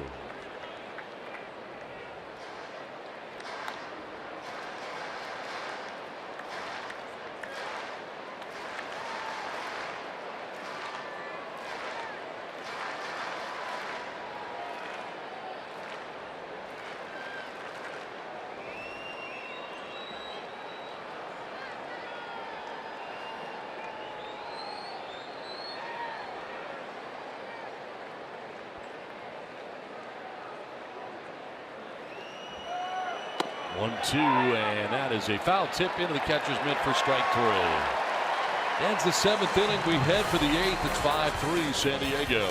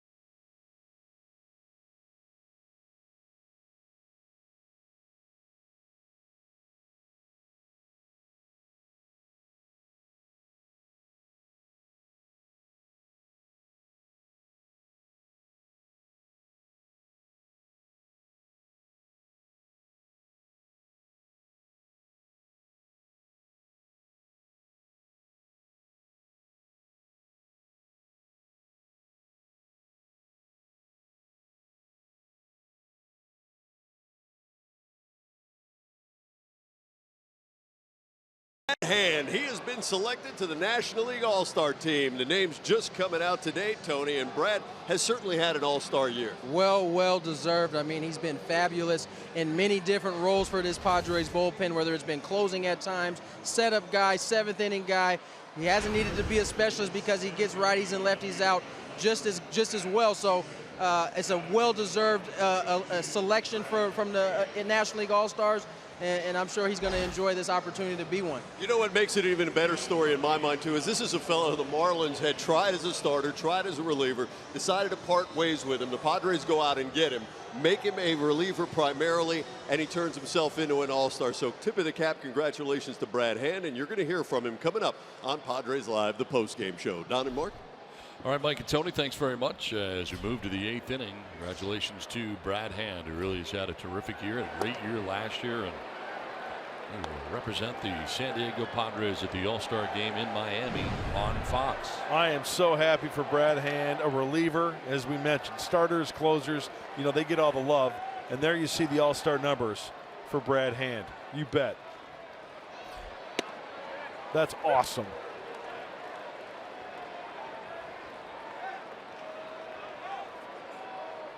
Logan Forsythe leading it off here. He walked in the 6th inning in his first at bat and came around to score the second Dodgers run. Padres had a 5-0 advantage at one point in this game, but the Dodgers get 2 in the 6th, 1 in the 7th. Flared foul off to the right, out of play. Austin Barnes has come out on deck with bat in the pitcher's spot. He's had a huge series already. A grand slam and a 3-run home run as part of the first game of the series.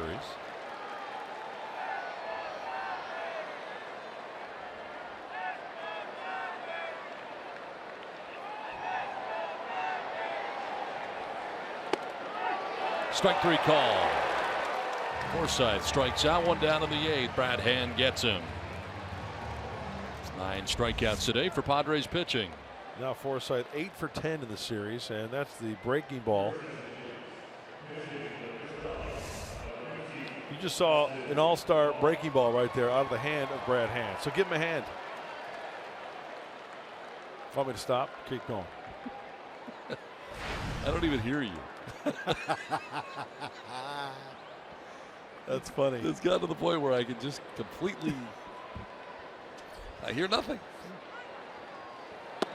One down, and Barnes will take a pitch for ball. 1-0. It's not true. When we first got Brad Hand last year, the Fast Times at Ridgemont High references were coming fast and furious. But they have really calmed down. I thought that was going to stay every day. I mean, no. Mr. Hand, and your time, my time, isn't this our time? See, you know them. That's going to be a great experience for Brad. I mean, that's quite an honor. And you know what I always mention when, you know, on baseballreference.com, the website, you know, they have the, as we take a look, drafted by the Marlins in 2008 and then acquired by the Padres in 16. You know, on base now, from this day forward, when you go to Brad Hand's page on Baseball Reference, it'll give you his bio and stuff, and then on top of his numbers, it'll say All-Star. It'll have that little box that says All-Star. And you can't take that away from him. That's awesome.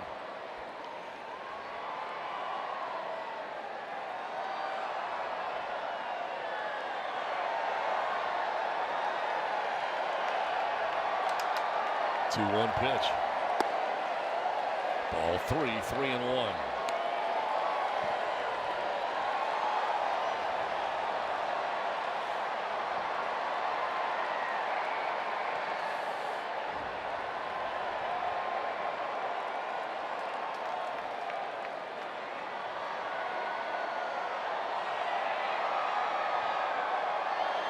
To Barnes, and a fly ball to center field. Margot going back onto the track to make the catch right in front of the wall.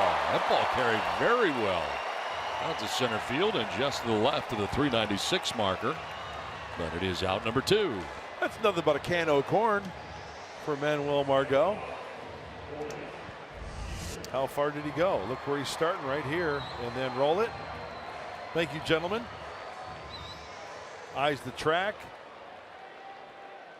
Feeling the track. And the grab for the out. He's covering a lot of ground. 2 down here in the 8th inning brings up Corey Seager.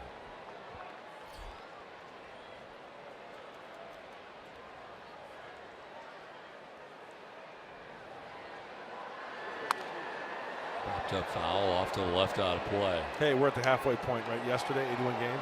And you know what? I think it's worth giving a big thank you to everybody in the truck. Halfway, you know, we're not going on the next road trip, right? All-Star break is approaching, so thank you to everybody in the truck and everybody who makes us look good. Sheila, our stage manager, Biff Dolan. What he does, I'll never know. I'm kidding, Biff. I love you. He's the key to all the numbers you come up with. Yeah. And it's just everybody in the truck, you know. They do great. Except for John Turner. Looking forward to a great second half. Yeah. What JT does, I'll still never know. Or what his real first name is. John. The 0-2 pitch is just going to miss.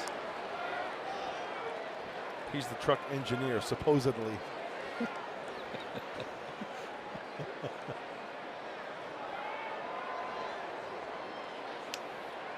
Two down here in the 8th inning.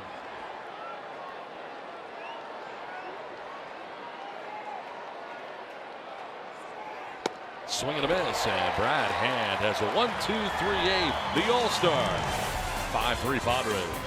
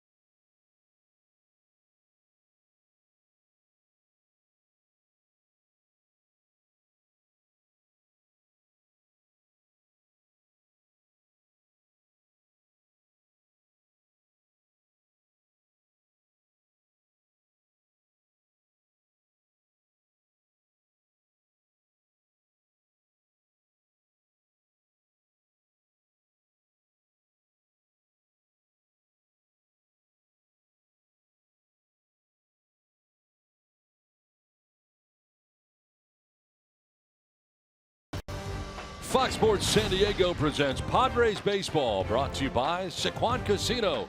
Sign up for the Padres Club Card today. By USAA. USAA, proudly serving the needs of the military community for over 90 years. And by your San Diego County Lexus dealers, who invites you to test drive a Lexus today. Military Sunday on a beautiful afternoon in San Diego. On this July 4th weekend, the Padres have a 5-3 lead. To the bottom of the 8th inning we go. New pitcher on for the Dodgers, the former Padre, Brandon Morrow, into the game. Into his 11th game, he has yet to yield a run. 11 2/3 innings pitched. Only one walk. Seems like that Brandon Morrow is back. When he was with the Padres, he had some live stuff. Dealing with some shoulder injuries, some arm injuries along the way. Recalled on June 21st, his second stint with the big league club. No runs in 11 2/3. That's pretty good. Yes, it is. Eric Ibar going to lead it off here for San Diego in the 8th.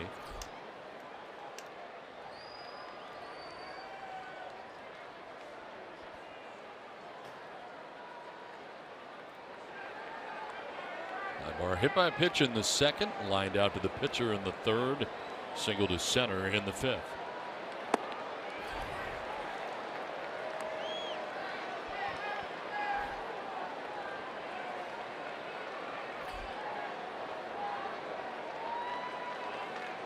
Luis Avilan faced just one batter. He was able to strike out Sanchez to end the seventh inning.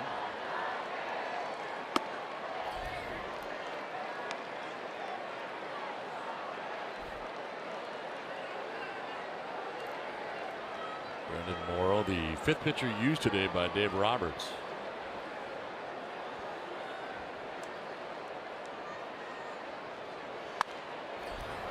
Fouled off to the left, 1-2.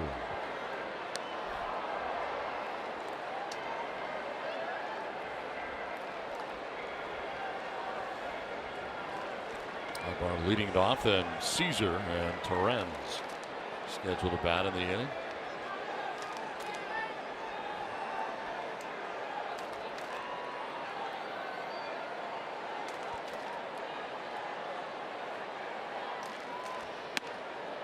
Upstairs, 2-2.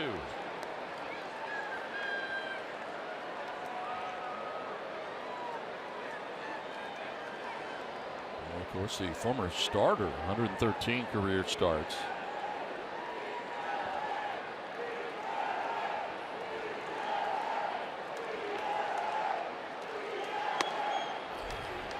Whoa. 99 for you. It's coming in hot.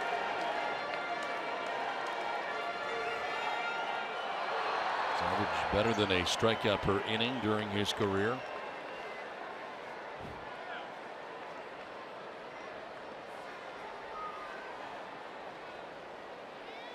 And with a payoff pitch to Ibar.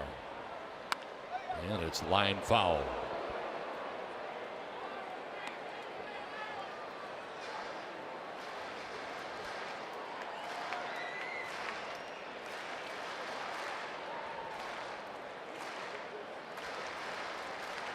Dodgers have left 11 men on base in this game. The Padres have left 6 on.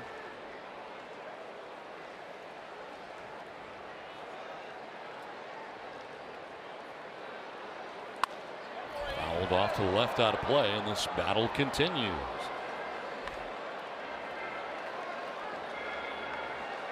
Eighth pitch of the at bat coming up. Really have to admire Brandon Morrow.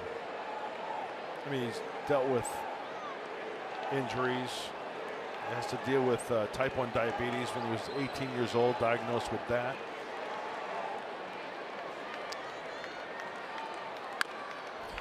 He's got the live arm, though. I mean, this kid was a former #1 pick by the Mariners out of Cal back in 2006, 5th overall. Different stops along the way: Seattle, Toronto. Of course, as Don mentioned, San Diego.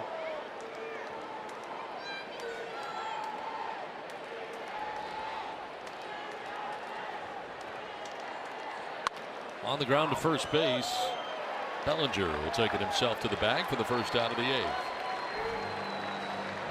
I told you that Brad Hand going to the All-Star team, representing the Padres on the Dodgers side of things. Corey Seager, Cody Bellinger, Kenley Jansen, and Clayton Kershaw all named the National League All-Star team. Justin Turner is part of the final vote that'll take place, the online vote. Hey, no argument there with those Dodgers being selected. Nope.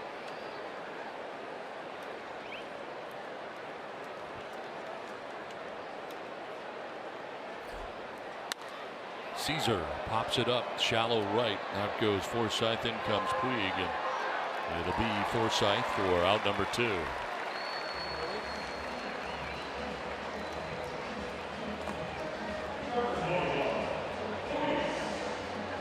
Two down brings up Luis Torrens. As Brandon Maurer getting ready in the pen. Some Maurer power for the 9th inning for you.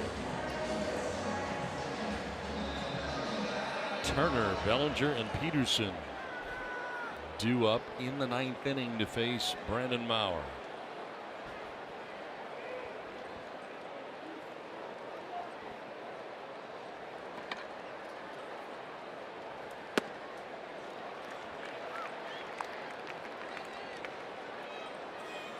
Luis Torrens has walked, singled, and struck out. Also scored a run today.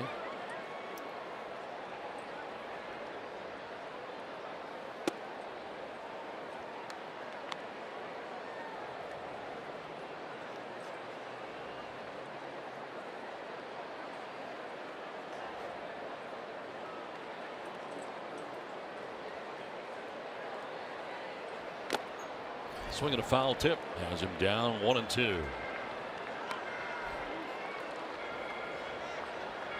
8 on the hook in this game. Started, went 3 2/3, giving up 5 runs on 8 hits. Baez, Fields, Avilan working, and now Brandon Morrow.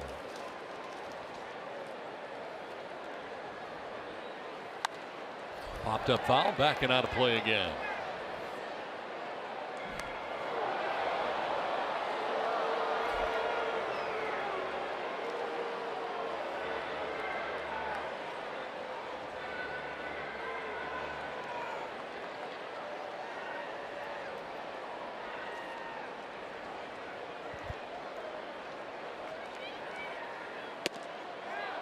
Check swing, did he go? No. We check with Sam Holbrook, first base umpire, and it's even at 2-2.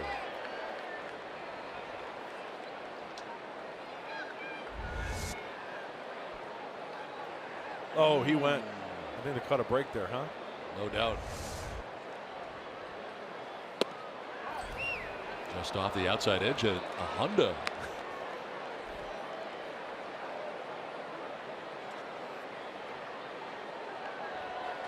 I see that Morrow is definitely getting on top of that baseball. Good extension, and the result hitting 100 on that radar gun. Swing and a miss, and Torrens strikes out to end the inning. We head to the 9th. It's 5-3 Padres.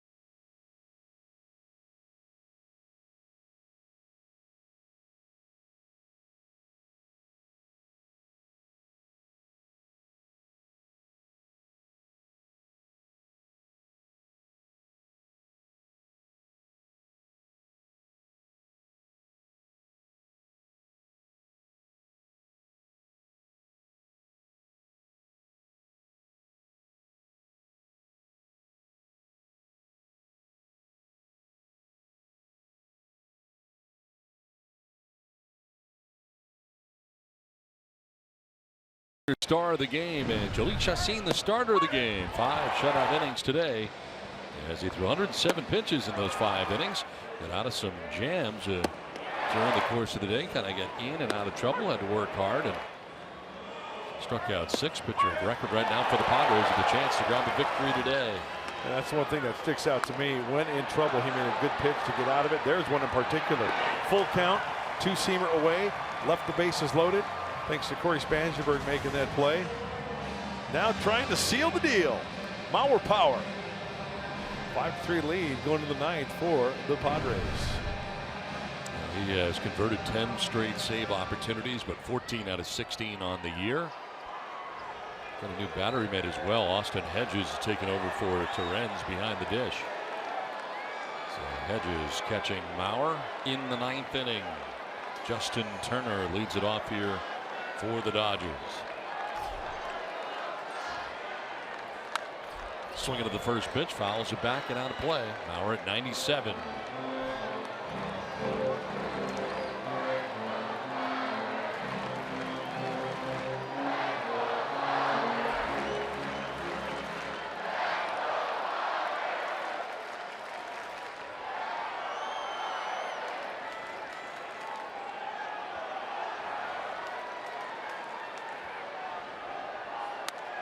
Popped up left side. Ibar to short left. Calling and catching out number 1 of the 9th inning.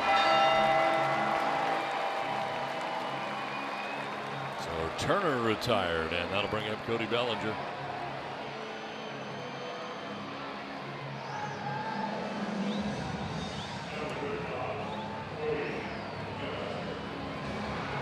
So important for Mauer not to allow a base runner to get on first or second to bring that tying run to the plate.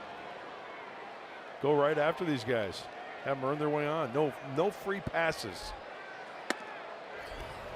Strike 1. Padres into a shift on the right side. Chase Darno, the second baseman, is ducked back to short right.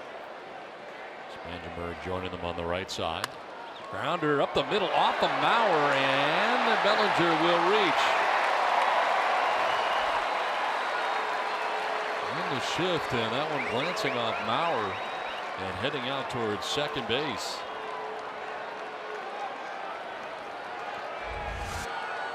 Change up. Right back up the middle. Ball hit sharply.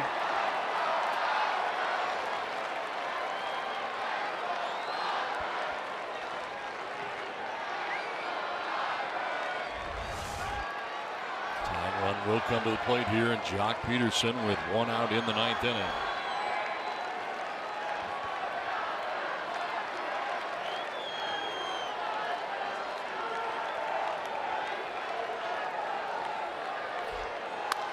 Fly ball headed towards left field. Caesar is in left. And that is out number 2 of the 9th.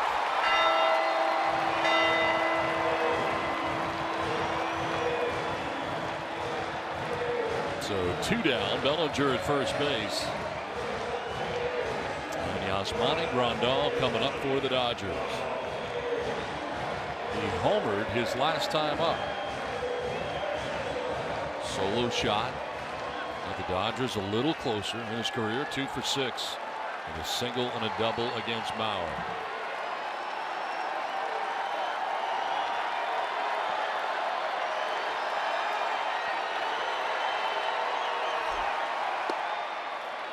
Ball 1. Well, the home run back in the 7th inning for Yasmani Grandal off Ryan Buchter. Well, he likes the fastball. That was when elevated, tried to get it up and in, but he got to it. Runner takes off for second. Pitch missing for a ball. Cody Bellinger takes second on the defensive indifference. Now we're falling behind 2-0.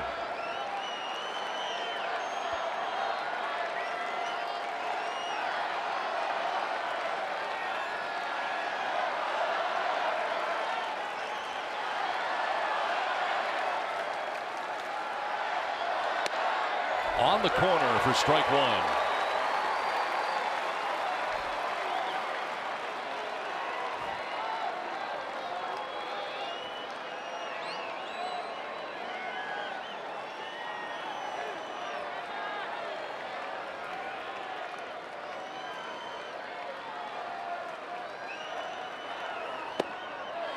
Strike 2.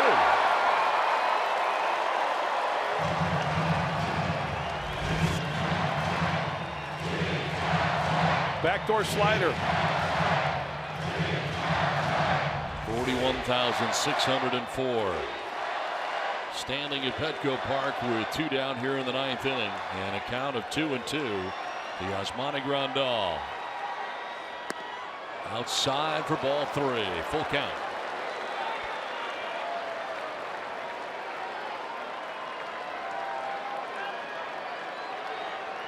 Tying run at the plate in Grandal with 2 outs in the 9th inning. On the ground to first base. Sanchez, a little bobble, stays with it, flips to Mauer, and the Padres win. They salvage a final game of the 3-game series against the Dodgers, holding on to win this one 5-3. Some Mauer power in the end. Padres win it. What's in store, Mike Pomeranz? Well, the story of this ball